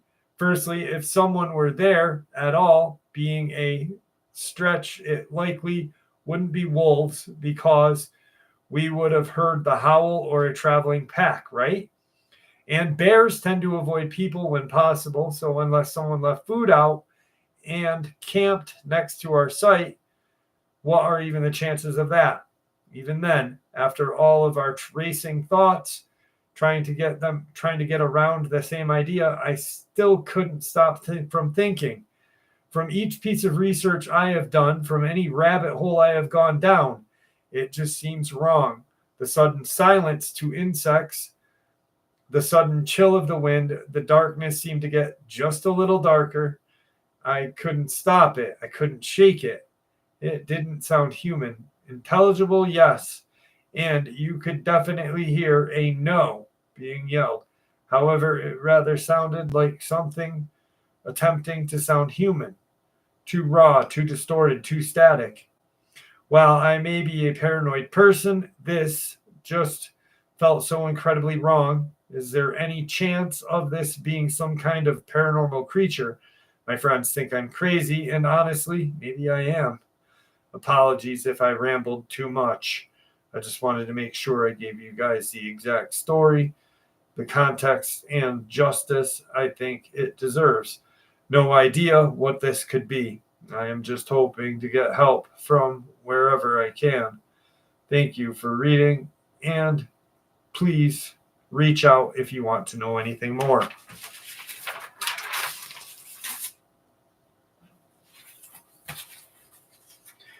No!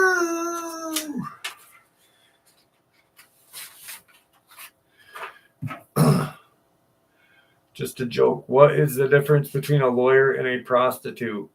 The prostitute will quit screwing you after you're dead. Ha ha! Oh, snapperoonie. Yeah, Brent Oliver, we are all here as like real believers of the Dogman. So we all believe that Dogmen are real. Trust. There doesn't have to be a trust me. That was good, Aramik. That was fucking good, bro.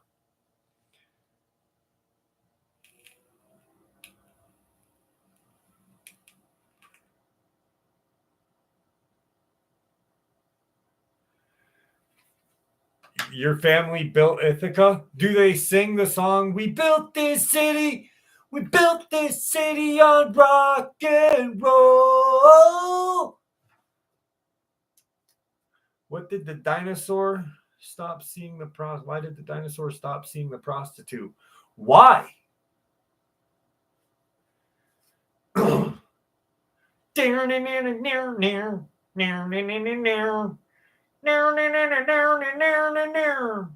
He got dinosaur. Oh, shit.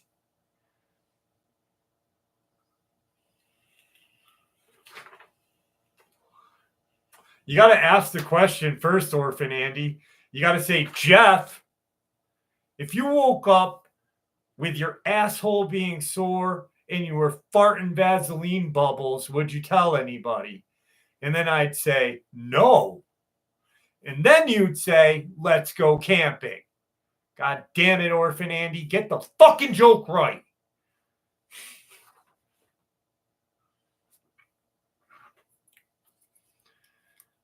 What's the difference between a lawyer and a catfish? One's a scum-sucking bottom dweller, the other's a fish. Well, fuck rockin' steady.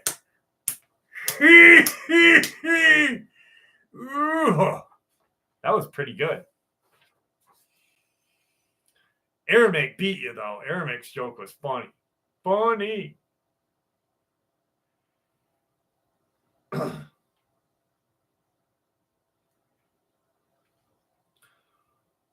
Did I miss Sonia? Sonia, I'm sorry I didn't say hi to you. I apologize for missing you. How are you?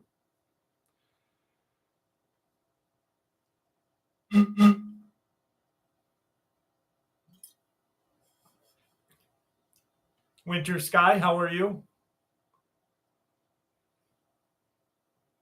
Mora, how are you?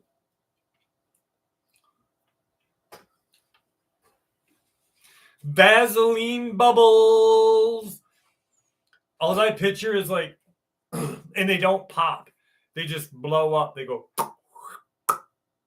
and they stay. Like, remember that little weird shit that you had the little straw and it came in the thing and you could blow bubbles and it'd stay?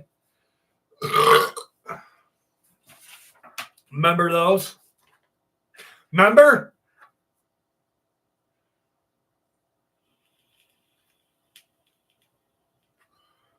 What do you call a gay dinosaur? I don't know.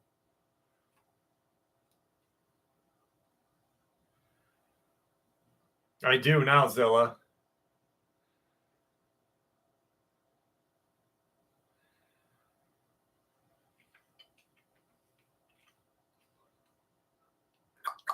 Barney? I got my dad with that joke actually the other day when we were driving and he was yelling at me because I was going 90 and fucking pouring popcorn in my mouth. So I'm like, we're driving and I slowed down and I'm like, hey, I go, do you remember blowing bubbles when I was a kid? And he looks at me and he goes, yeah. And I'm like, Bubbles says hi. And he goes, like his face looked like I don't know, I just kicked him in the dick. Like it took him like 5 fucking seconds to get it. And he goes, what the fuck is wrong with you? What the fuck is wrong with you? Fucking dad.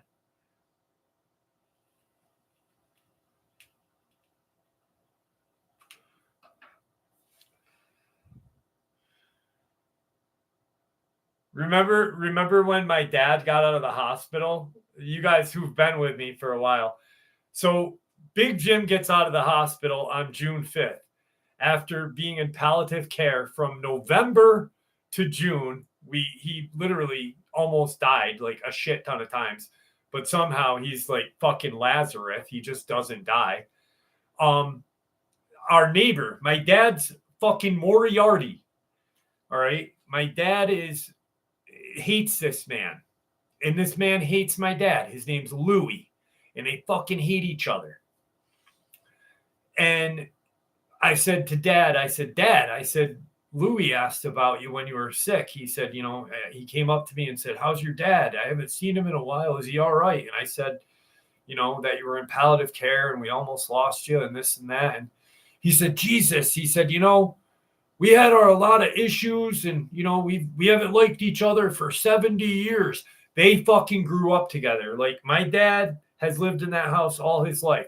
Louis lived in that house all his life. His parents lived in that house. And so they are arch enemies, lifetime arch enemies. And I'm like thinking to myself, Dad, this is awesome. Maybe you can have a beer with Louis and talk to him and be friends, And I'm like, Louis was really concerned about you. And my dad looks at me and he goes, fuck him. And I'm like, what the fuck is wrong with you?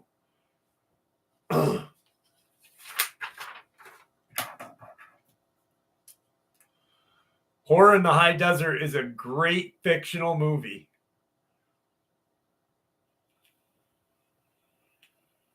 My dad literally gives new meaning to that movie, Grumpier Old Men. My dad would probably punch one of those guys in his dick and then fucking hobble away with his cane. He's such a dink. God, I love the old fucker. All right, here we go. Big Jim is a fucking, he gives he's like everything I hope I'm not when I'm 80 years old. Everything I hope I'm not. Because he's so fucking mean. He's so mean, dude. Let me start out by saying I have lived in the Appalachian Mountains all my life, and I've experienced a lot of strange things. My family was Irish and settled in West Virginia, but I currently live in the North Carolina portion of these wonderful mountains. That being said, I've learned a lot about what really lurks in these dark woods, but this was like nothing I had ever experienced before. It all began with my golden retriever, Ozzy, growling like I had never heard him before. He literally never growls, so that had me already uncomfortable. But this growl was bone chilling. It was like he was getting ready to have a fight for his life or something. I took both him and my other dog out at around 11 p.m., and he wouldn't leave my side. I noticed that my workshop door was open, so I walked down to close it and lock it up. The entire time he's glued to my side. Ozzy also kept trying to get in between my legs, still growling, and all of his hair sticking straight up like a feral animal. The second I closed the door, all hell breaks loose in the woods. It sounded like 50 full-grown men had broken out into a full sprint, tearing through the woods. Trees were shaking, branches falling. In my life, I had never been so scared. We get back to the house before I shit my pants, and I got my pistol, mag light, to figure out what the hell was going on. When the dog and I got back outside, we were surrounded by what sounded like people mumbling. It was everywhere. I shined the light all over the woods and couldn't see anything, but the sound was coming from all around us. It sounded as if you got to a full gym of people to baby mumble. You could almost make out words. That's why I don't think it was an animal. I almost immediately felt sick, like I was having a mix of a panic attack and a full swing of the flu. Back inside my house, it sounded like people were walking around all night. The windows were creaking, and you could clearly hear the sounds of shoes on gravel.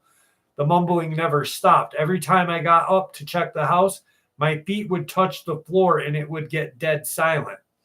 You couldn't hear birds, crickets, frogs, or anything. I was terrified and didn't sleep a wink. The air felt thick and evil all night, and that's the only way I could explain this feeling. Imagine a soaking wet quilt getting tossed over you. That's how I felt. I'm looking for any answers. I have the answer right there.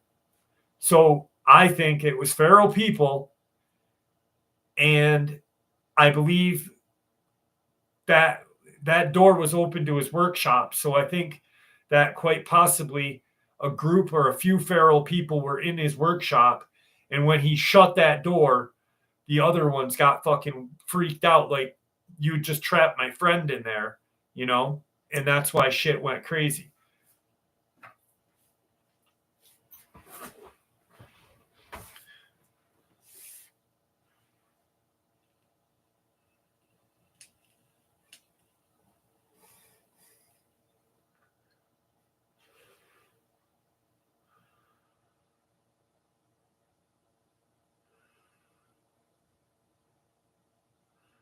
Samara, I will keep her in my prayers. But that makes sense, right, Johnny Ohm? Like, that's what I was thinking. I was like, when he said I shut the door and all the woods went crazy, I was like, something is in that building. Something's in that building. You just trapped whatever is in that building.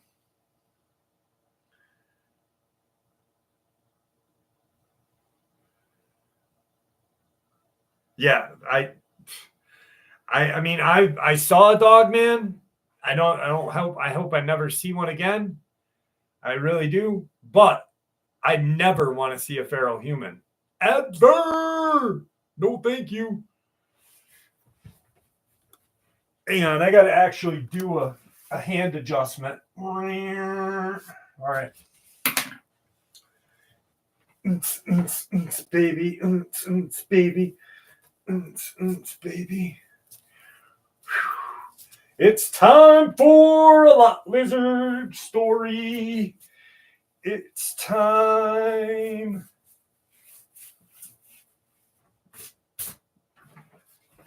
It's time for a lot lizard story.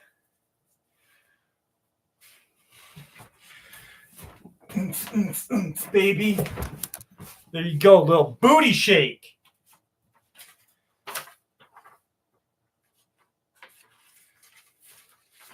All right.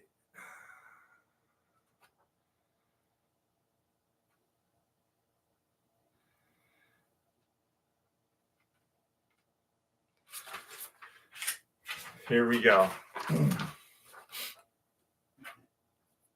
You're welcome, Rockin' Steady. I knew you'd like that.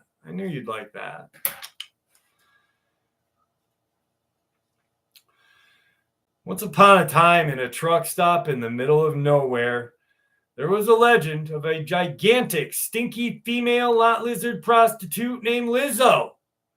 She was infamous for her enormous size, pungent odor, and unusual habits. Lizzo lived in the basement of the truck stop. She had a peculiar way of entertaining her clients. She would tie them up, spank them, and then transform into a Wookiee like creature before devouring them whole. No one knew how she did it, but the rumors of her existence were enough to keep truckers on their toes. One day, a young and adventurous trucker named Jack decided to investigate the legend of Lizzo. He had heard the stories from other truckers, but he didn't believe them. He was determined to find out the truth for himself. As he parked his truck in the lot, he noticed a strange smell wafting through the air. It was a mix of body odor, cigarettes, and something else he couldn't quite place. He shrugged it off and made his way into the truck stop. As he entered, he saw a large, imposing figure sitting in the corner. It was Lizzo, and she was even bigger than he imagined. She looked up at him and grinned, revealing a set of jagged teeth. Jack approached her, trying to keep his cool. "I've heard about you," he said, trying to sound braver than he felt. Lizzo laughed, a deep, guttural sound that shivers down Jack's spine. "Oh, you have you?" she said. "What have you heard?" Jack hesitated for a moment before speaking. "I heard that you're a lot lizard prostitute and that you tie up truckers and eat them." Lizzo threw her head back and laughed again. "Oh, that," she said. "It's all true, but it's not as bad as it sounds." Jack raised an eyebrow. "It's not?" Lizzo shook her head. "No, it's not. I eat the ones who deserve it. The ones who are rude or disrespectful or who try to cheat me. I give them a chance to redeem themselves, but if they fail, then they become my dinner." Jack couldn't believe what he was hearing. He had never met anyone like Lizzo before. She was both terrifying and fascinating at the same time. He decided to play along, hoping to learn more about her. "So what do you do with the ones who don't deserve to be eaten?"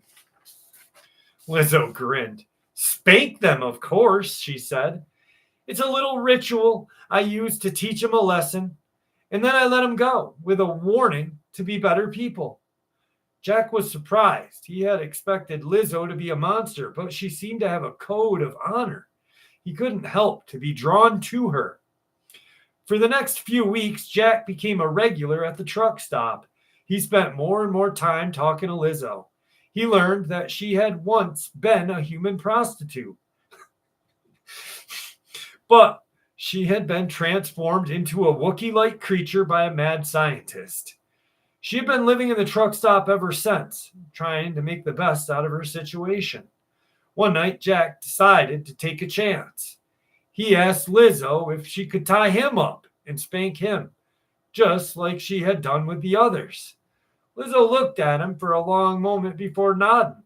"All right," she said, "but you have to promise me one thing. You have to promise you'll be on your best behavior." Jack nodded eagerly. "I promise," he said. Lizzo tied him up and spanked him, just like she said she would, and it hurt, but Jack didn't mind. He knew that it was part of the experience. After she finished, Lizzo transformed into her Wookiee-like form. Jack was both scared and excited. He had never seen anything like it before. But then something unexpected happened. Lizzo didn't eat him. Instead, she untied him and hugged him. "You passed the test," she said. "You're a good person, Jack. Don't ever change." Jack was shocked.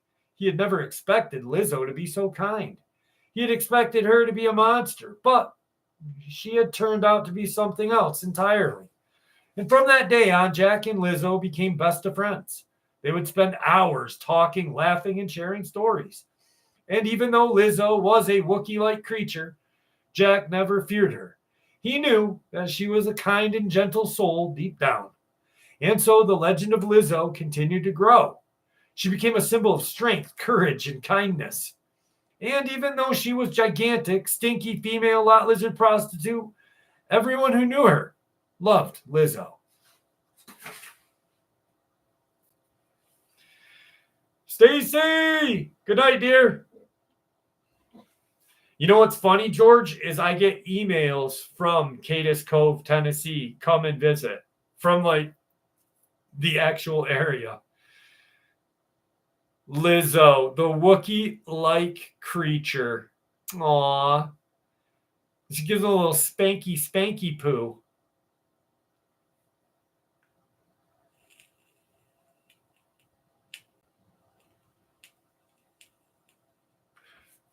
Because she's got to be Johnny Ohm. She can't be mean all the time.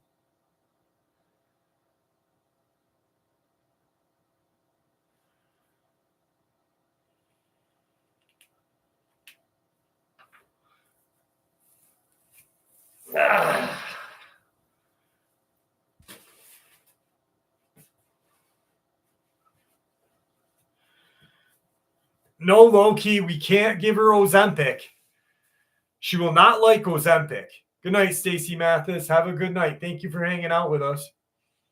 Han Solo does pet Chewie. Oh, Han Solo does a lot to Lizzo the Wookiee.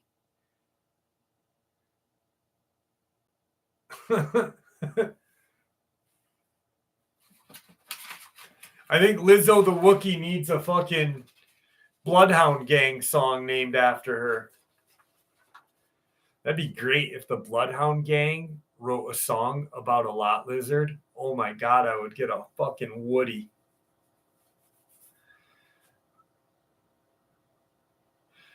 I don't have a Lombardins. What's a Lombardin? I don't. I want a Lombardin. What's a Lombardin? Lombardini? Lamborghini? Oh, Lamborghini.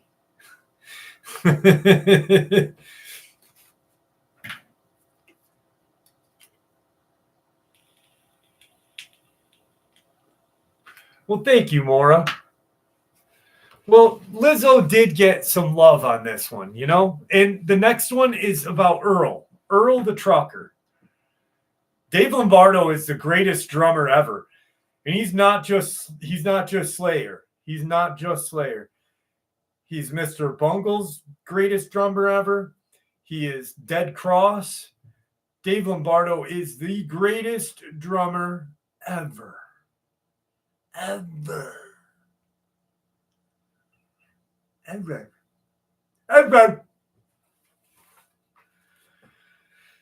Whew. This was about 15 years ago, and I still get goosebumps and chills every time I talk or think about this. It's traumatized me for the past 15 years, best described as a human-shaped Slenderman-type entity with no clothes.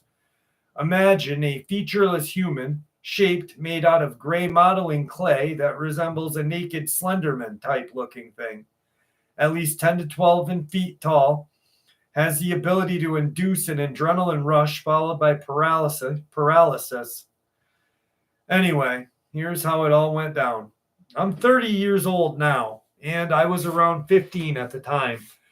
I still live in the same house to this day.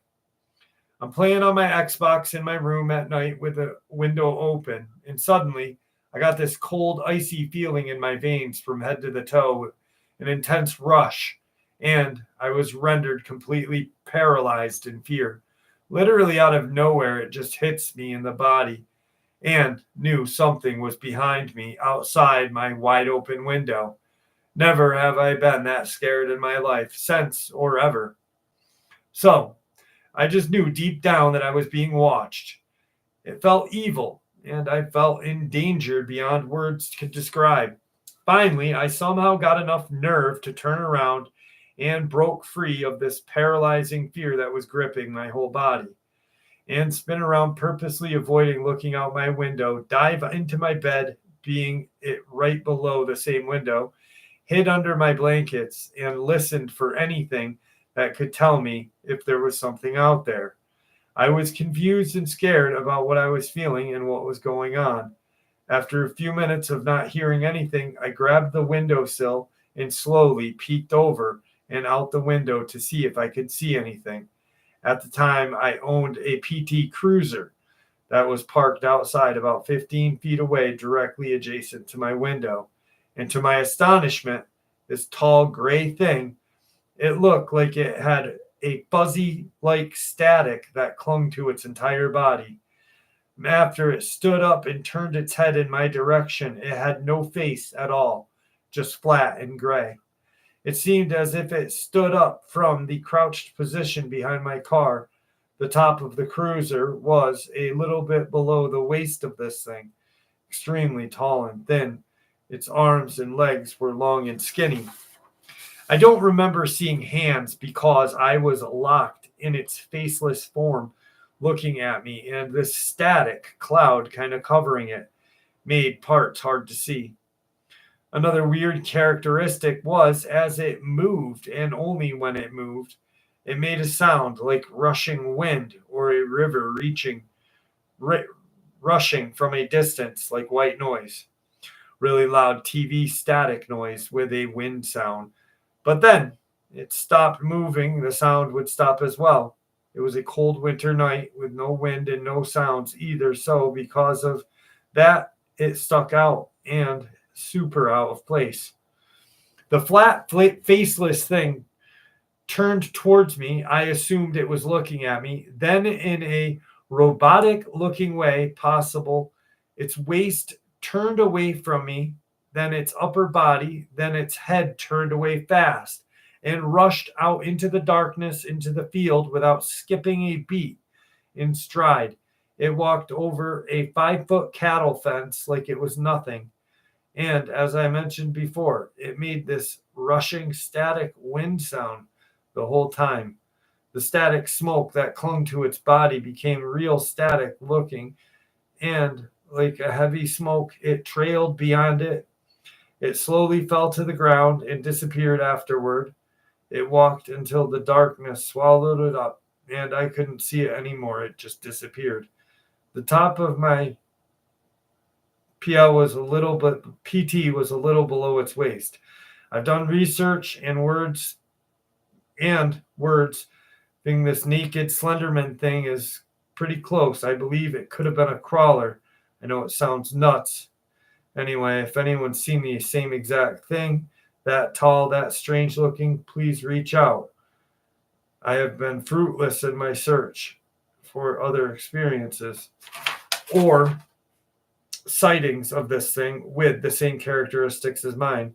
This experience scared the hell out of me so bad that it wasn't until 3 years ago I was first time in 11 years since that experience actually able to go out into the field and shut the chickens in for the night. I really feel like I'm going to see this thing again and again, and when I do, it's going to try and take me. The way it looked at me the whole time as it turned and walked away from me. A fleeing type action. It almost like it was, oh yeah, just wait till I catch you the next time attitude as it walked. It's quite literally insane for me to even think about because it really happened straight out of Donnie Darko shit. I have no idea what this is. Donnie Darko, great movie.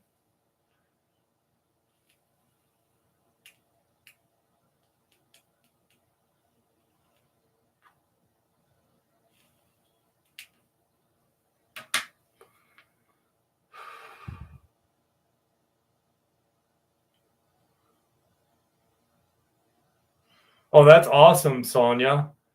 That's where I'm going next year. I be going to Japan next year.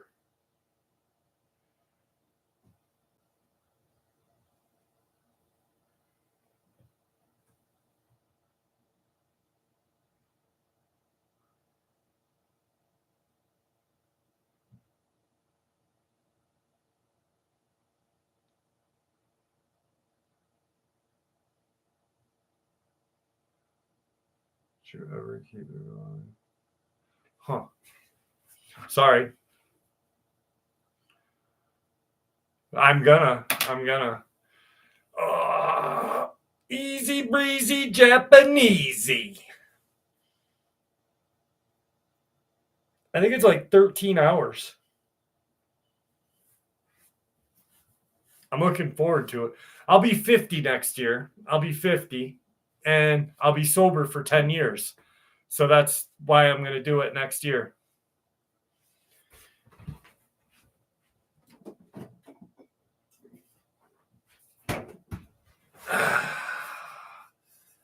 And this channel tonight is sponsored by Red Bull. No, I'm not.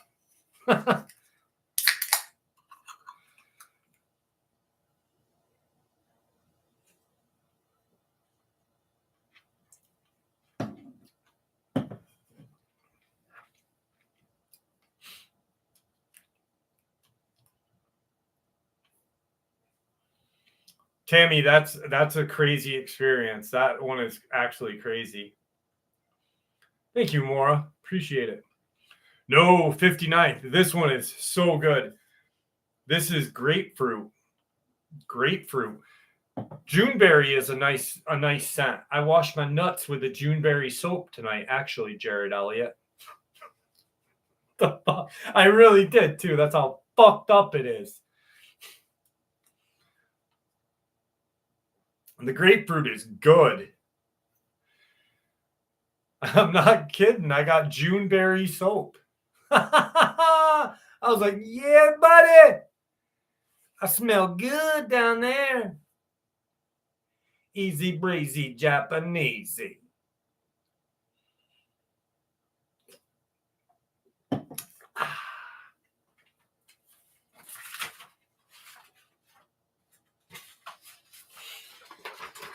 I don't even fucking know how you guys can put up with me.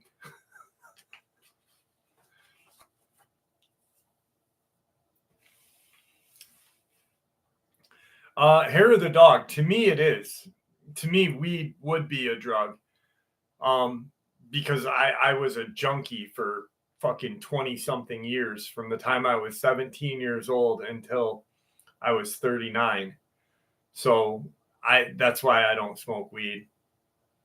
Because I know, like, if I smoked weed and got high, I would feel that feeling, and I would be like, And then the first thing I would do is take a pill. And the next thing I do, I'd probably get a bundle of dope, and I'd be all fucking done. Done, son. So that's why I can't. I wish I could. I mean, it'd be nice to smoke a little bit of weed, but no.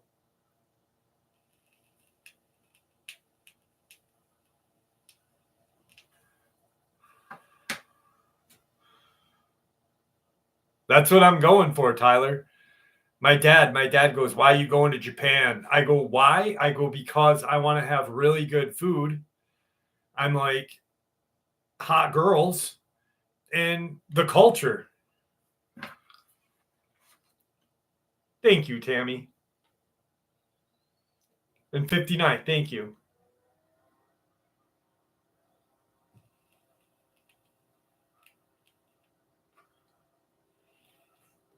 Pretty big, Derek Bailey. Pretty big from what I've been told. Oh, you're not talking to me. Just a joke. Oh, boy.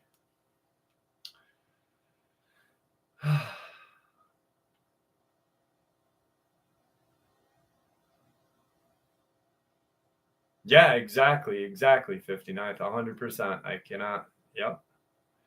You aren't, Jared. 100%. I agree with that. You just,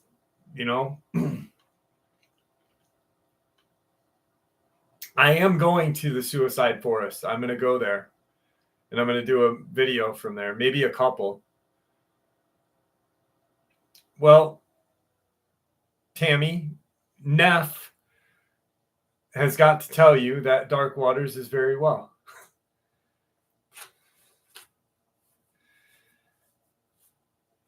Yes, I cannot wait to have some. I got my passport. Last week. I showed you guys on the live last week. I was so excited. Yeah, please make sure she doesn't go there.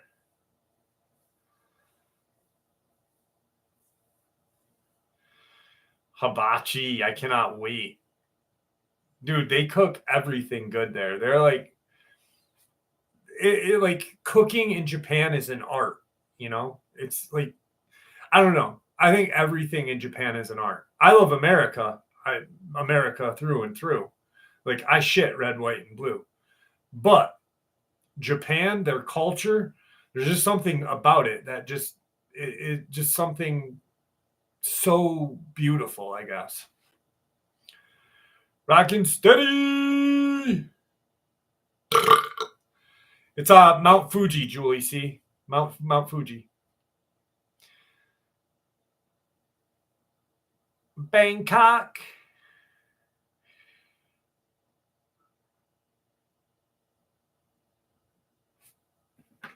Johnny Ohm.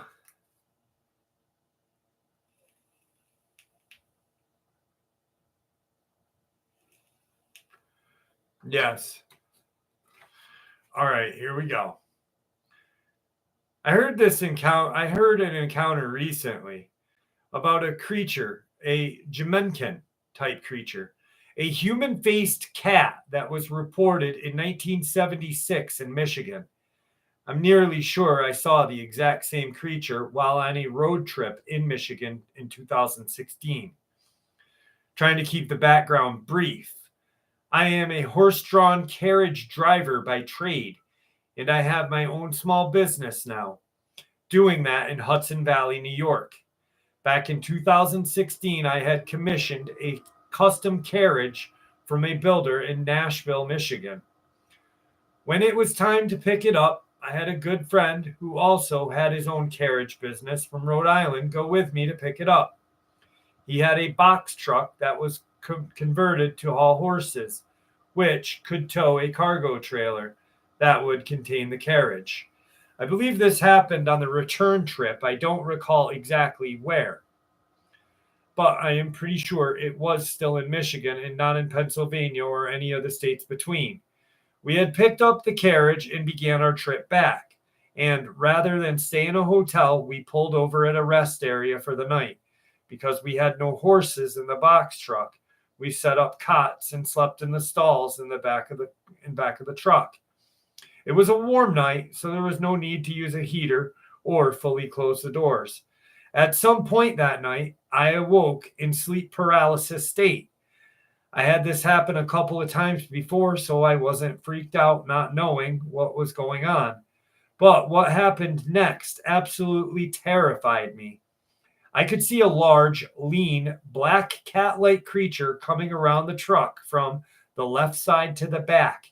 When it stopped beside the back of the truck, it looked right at me. I was horrified to see that it had demonic, human-looking face. It almost looked like one of those Japanese demon masks that was sort of grinning. Now, I am not in any way religious, but all I could think of in my paralyzed state was to repeat over and over to myself, in the name of Jesus, be gone. In the name of Jesus, be gone. And after a few times of thinking this as hard as I could, it turned and stalked off. Since 2005, I have religiously listened to paranormal shows. However, in all of my exploration of the subject, I have never encountered something quite like this. That is why I was so shocked when I heard of an experience of a Jinmenkin. I don't believe my mind could fabricate what I saw. Thank you.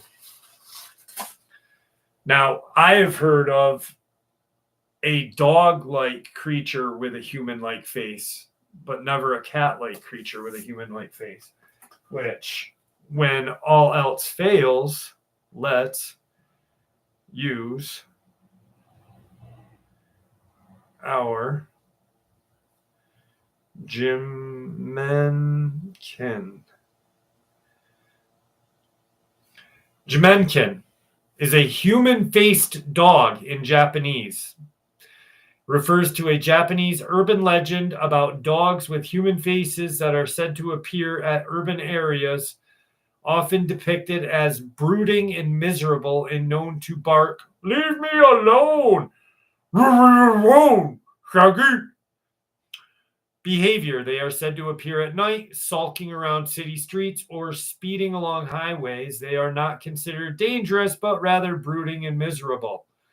Origin theories. Some theories suggest they are escaped test subjects, reincarnated accident victims, or even mistaken sightings for Japanese macaws. The Jamaican has become a popular element in Japanese urban legend and has even inspired characters in media, such as the Yokeo Watch character.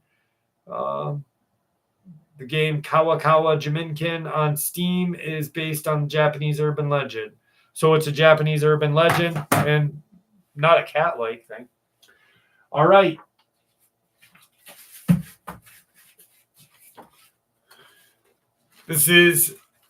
I'm going to do the last lot lizard story. And then I'm going to do I'll do two. Oh, wait, hang on. Aramek. Is Aramek still with us? My little biscuit. Where's Aramek? My little biscuit. Aramek! Where is he? Is he still with us?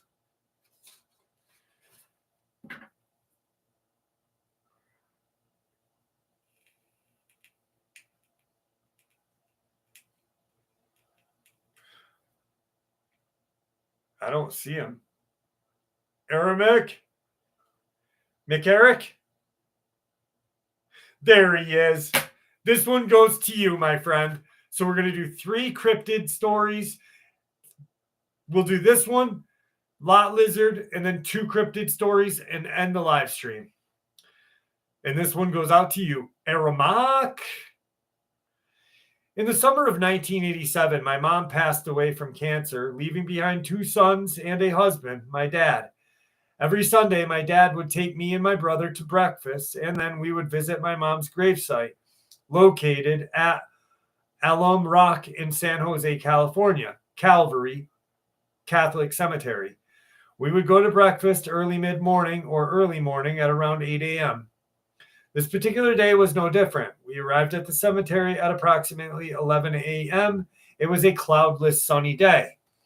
We had just walked up to the grave and had a brief moment to get into a comfortable standing position, and out of the corner of my eye, I saw something black perched on a tree branch. It seemed to be facing us. However, the shape of it was without definition. The best description I can give is that it had the form of a black humanoid bat shape. I could see the form of what looked like a head on its shoulders and wings rising above the shoulders. The part of the creature was much slimmer than the rest of its body, giving the impression of its legs standing upright on a tree branch. But it was without definition, appearing as if a person used a black permanent marker and drew its shape. I hope that makes sense. As soon as I looked at it, the creature did a nosedive out of the tree with its wings spread out. It then straightened its body, doing a 90-degree upward turn, tucking in its wings and beeline straight toward us. It didn't flap its wings when it flew towards us, similar to the Mothman accounts. It seemed to cut through the air. I have read about bees and beetles sending a vibration through its wings and allowing a different type of light. As the creature flew towards us, it curved slightly and flew between myself and my dad. It seemed to be the target. My brother was the target. I say this because he had to turn his shoulders and just managed to dodge the creature from hitting him in the chest. The creature flew past him, made a quick right, flew between the tombstones, and was out of our sight. I was extremely terrified, and my dad and brother laughed it off. After asking my dad several times what it was, he finally says, Diablo, Spanish for devil. I stopped asking after that. Every now and then, I do get a periodic Google search from a cemetery to see if there had been any accounts of people seeing this same type of thing. To my knowledge, the tree branch was not very high off the ground, and the distance between the tree and where we stood, I estimate the creature had to have flown 250 miles per hour. This account is true as I remember it, and my brother could also give his account as well. I also know of a very interesting account of another humanoid flying creature witnessed by a handful of kids, now grown adults, who witnessed the flying humanoid on different nature. This was also witnessed in the daytime, and I could put you in touch with them if you are interested. Growing up in the Evergreen area of San Jose during the 80s and 90s, I experienced a ton of other inexplicable events as well as my neighbor's friend. I find it these events are very bizarre and believe there is a good chance that Jet Propulsion Laboratory, located a few miles away, could have influenced some type of reality portal. The area was not as eventful or scary as some of the Skinwalker Ranch accounts, but definitely in the same category. I grew up with about 20 neighbors. My own personal experience were from UFOs to this creature. Anyway, thank you for allowing me to share. I can also send my brother to verify this as well if you'd like. All right.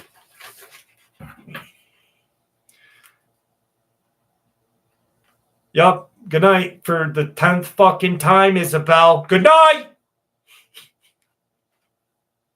I love you.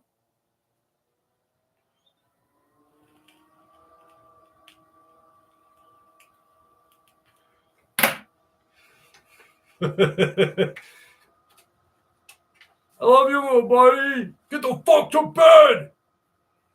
Fucking. She's like, Daddy, no, Daddy.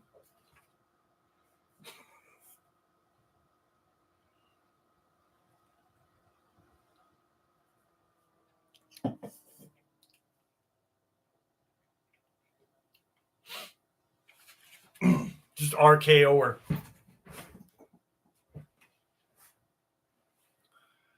Good night, Erica. Have a good night. There's Belle's name right there. Belle. Little Belle, right at the bottom. And there's Abby's. And that right there is my ex-wife's name. I just crossed it off with a line. I went, near.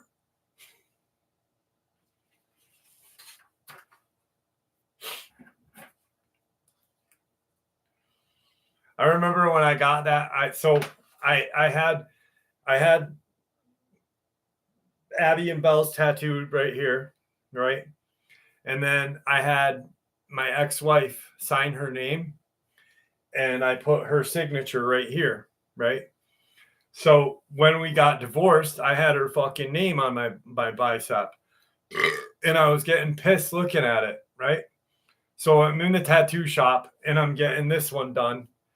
And I'm like, hey, I got to get this name covered up, but what should I do? And he goes, I don't know. Let's look at it. And we're looking at it, and I'm like, you know what? I'm like, just put a fucking line through it. And he goes, that is the greatest fucking thing I have ever heard. I'm like, let's do it. So it's like, bye, bitch.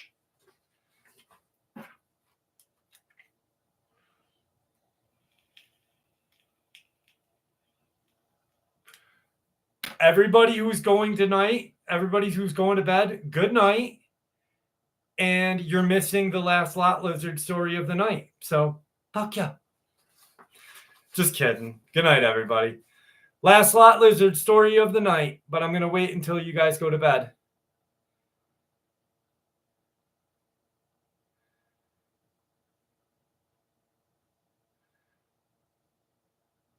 Y'all going to bed yet? Y'all gone? Good night. Good night. Good night. Is drinking Monster safe? Absolutely, dude. Absolutely. I know you heard it, Erica. That's why you're still here.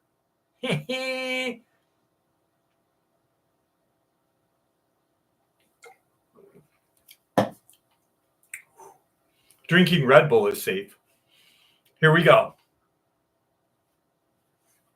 This one's good. The legend of Earl Big Rig Johnson was whispered in hushed tones in every greasy spoon and roadside diner. From Tuscaloosa to Tacoma, Earl, a man built like a refrigerator with a handlebar mustache that could rival a Texas Longhorn, vanished without a trace one sweltering July night in 1993 from a dusty parking lot of the Starlight truck stop in Amarillo. His rig, the old Bessie, is still there, idling and belching diesel. But Earl was gone, vanished, poof. Theories abounded. Some said he finally snapped under the pressure of the endless halls and crippled loneliness, traded his rig for a margarita on the beach in Belize. Others whispered of a secret gambling debt, a jealous husband, or even an alien abduction. After a while, the mystery of Earl just became another tall tale, a cautionary legend told over lukewarm coffee and stale donuts.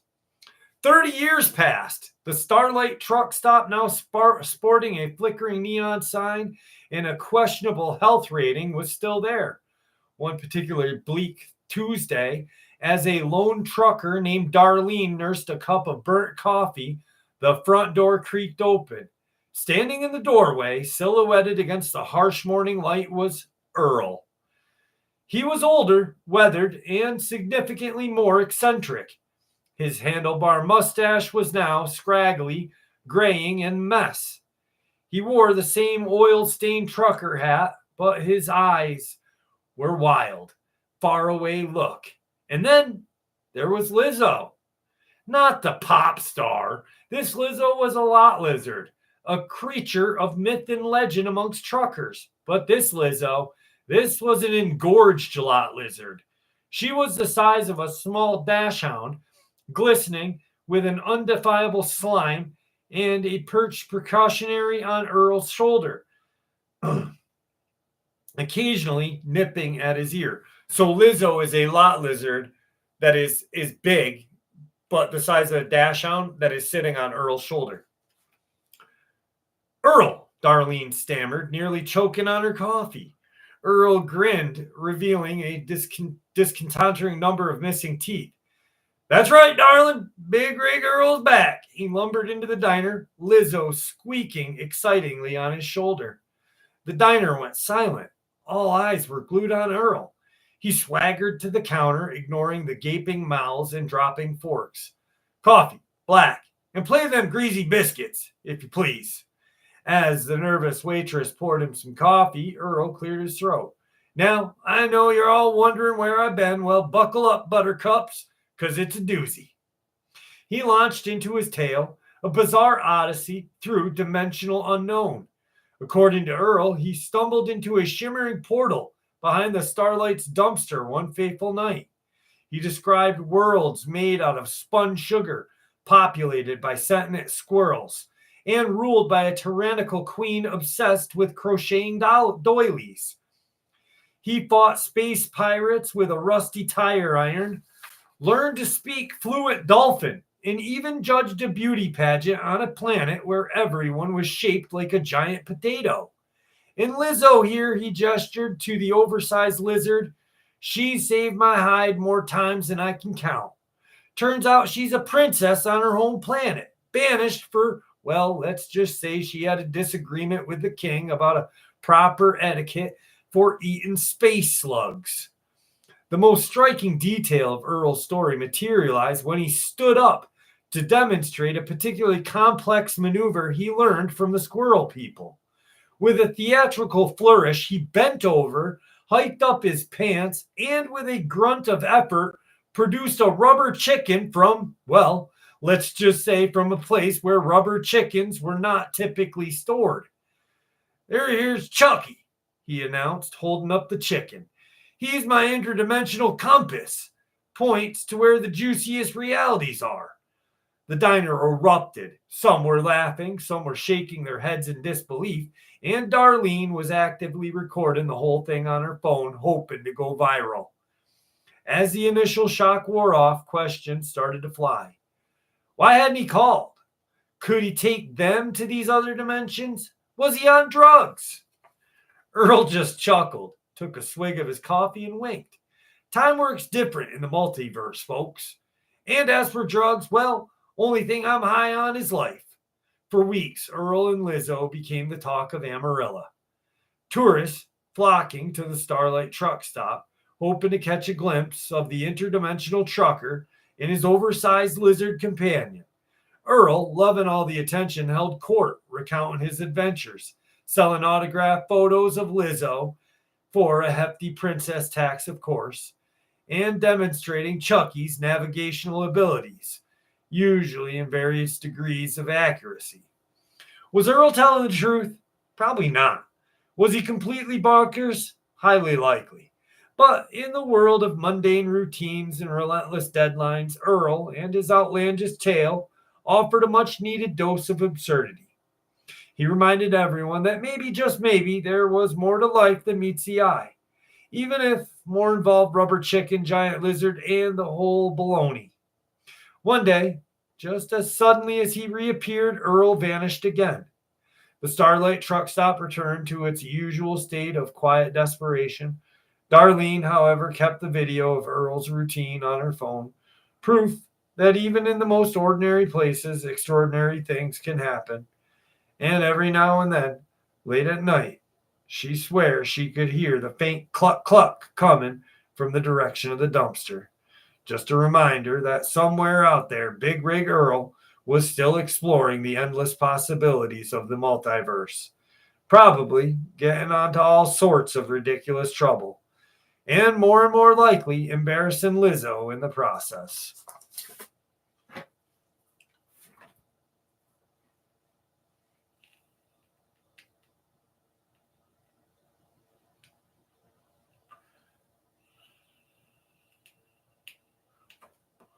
That was good. I told you those three lot lizard stories were probably my best yet. The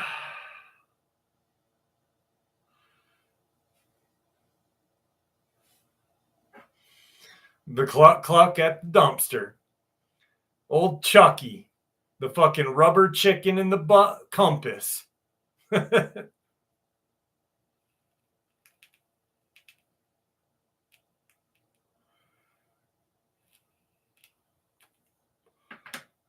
Thank you, Truth.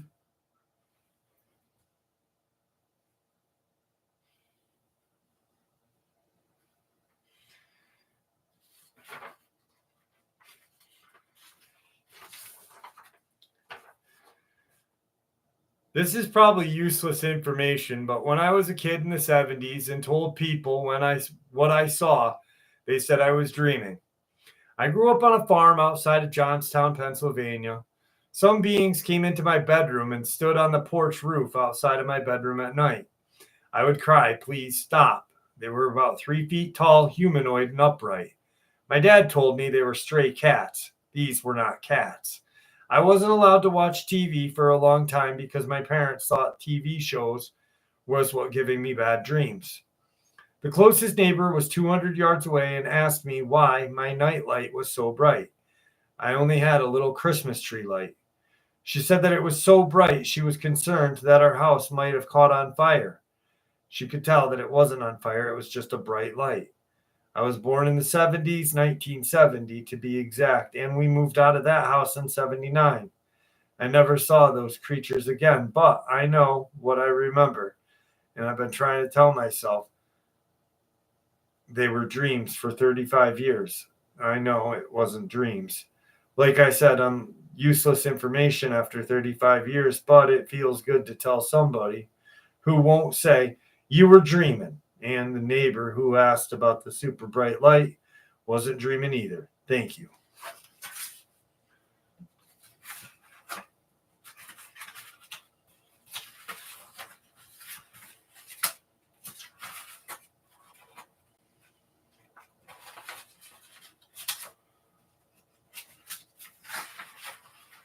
All right. And here is our last encounter of the night. And I want to thank everybody. I want to thank everybody for hanging out with me tonight because I had a blast tonight. So this is our last experience of the night. Here we go. This happened back in 2009 in Puerto Rico, and we still do not know what it was. It was around 8 p.m. It was pretty dark. There were two ways to go into my neighborhood. The first one was a shortcut, which consisted of cutting through the middle of an abandoned paintball park. In the open field, it would take around 10 minutes to arrive at our house. Second was the long way, which took 25 minutes walking in a bright area surrounded by houses and endless illuminated roads that finished right on the entrance of the abandoned park, and then 5 minutes of walking in a semi-illuminated area. We took the shortcut like we did every time, but this time everything was quiet. No animals, sound, abandoned dogs took shelter there. No car sound from far, just pure silence.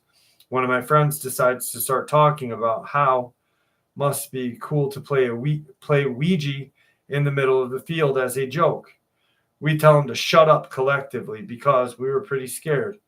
We all see the entrance of the park and we all start getting less stressed and start talking again.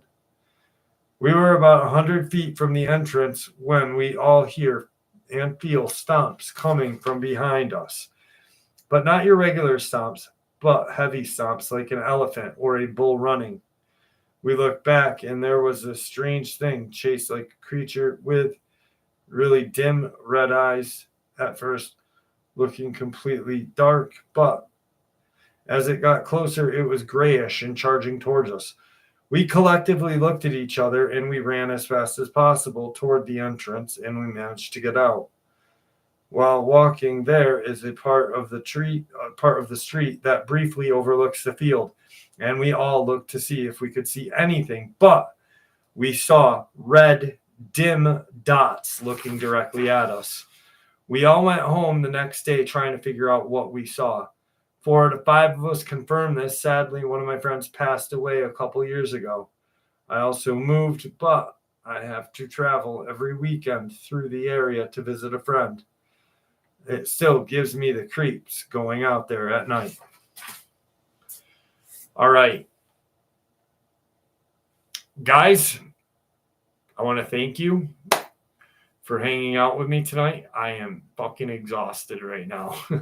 Jared, thank you for your kind gesture tonight. And thank everybody else who broke me off some moolah. No, I'm just kidding. Thank you, guys. I really don't deserve it. You guys are fucking awesome. Truly appreciate you all. You know what? Fuck it. Fuck it. How about one more? One more? One more. All right. One more. Let me get comfortable. La la la la. La la la la. Okay, I'm perfect. My dad lives in a rural town where everyone knows everyone. He often takes my dog out for a night walk and has encountered this thing that limps and almost runs really fast. First encounter. This is around late July, early August, like at 10 at night. There's this dirt road that runs back behind a subdivision I live in. Anyway, Dad was walking back home when he heard rustling in the cornfield. He heard a snort-like nose like a pig would make, and when he turns around, he saw this weird thing that was tall. Dad's 6'3", and for him to say it was tall is like a wow factor for me. I don't know why, but it was limping, and from what my dad described, I looked right down, and it had hooves where its feet should be. He's never booked home as fast. Also, while dragging my dog, it was huge, barking at this thing. He no longer goes down that road and sticks to the subdivision. Thank you, Randall Kennedy. The second encounter. This happened fairly recently, like a week ago. He was walking back from walking the dog. At the end of this street, there is a street light. Cliche, I know. But he saw the same thing, this time on all fours running at him. Mind you, the street light was not far from him. But this time it was on all fours. The house, cause it's the very end of the street, backs up to nothing but forest. Of course, we have neighbors, but it's just strange that it's always dead silent and at night. He ran inside the house, closed the doors that let the air in because the house we live in is an 1800 farmhouse and we don't have air conditioning. And just sat there processing it. Anyway, what do you guys think it is? Sorry for not explaining better, but to answer questions, it looked like it was decaying from one side of its face and had some decay on its chest. Had some hair and fur on the top of its head. Also, its leg was inverted backwards. To be honest, the same thing sounds like a dang zombie. Ugh. All right, I am beat. I love y'all. I'm going to bed. I got to upload a video for you later in a little bit. So I'm probably gonna get my bed ready, upload, and then go to bed. Thank you, Erica. I didn't think I was doing that good. I'm fucking tired. All right, guys, thank you for hanging out with me tonight. I had a blast. Shackle, Nook, Randall Kennedy, Jared Elliott, Aramic, Janie, Sonia, Jaimil, The Truth, Kakalina, Mora, Tommy, Poops, SDL, and DB, fucking Mac, The Wandering Gypsy, Sonny, Grant, have a good night, my friend. And Susan from Jersey. I'm Susan from Jersey. I love cryptids. How about fucking that? Tony Soprano's my fucking neighbor. Susan from Jersey. I love you guys. Wiley, have a good night. And I'll see you guys next week, all right? Yeah, you guys are way awesome. You guys are way better than I am. You guys make this channel special, so thank you. And with that, good night.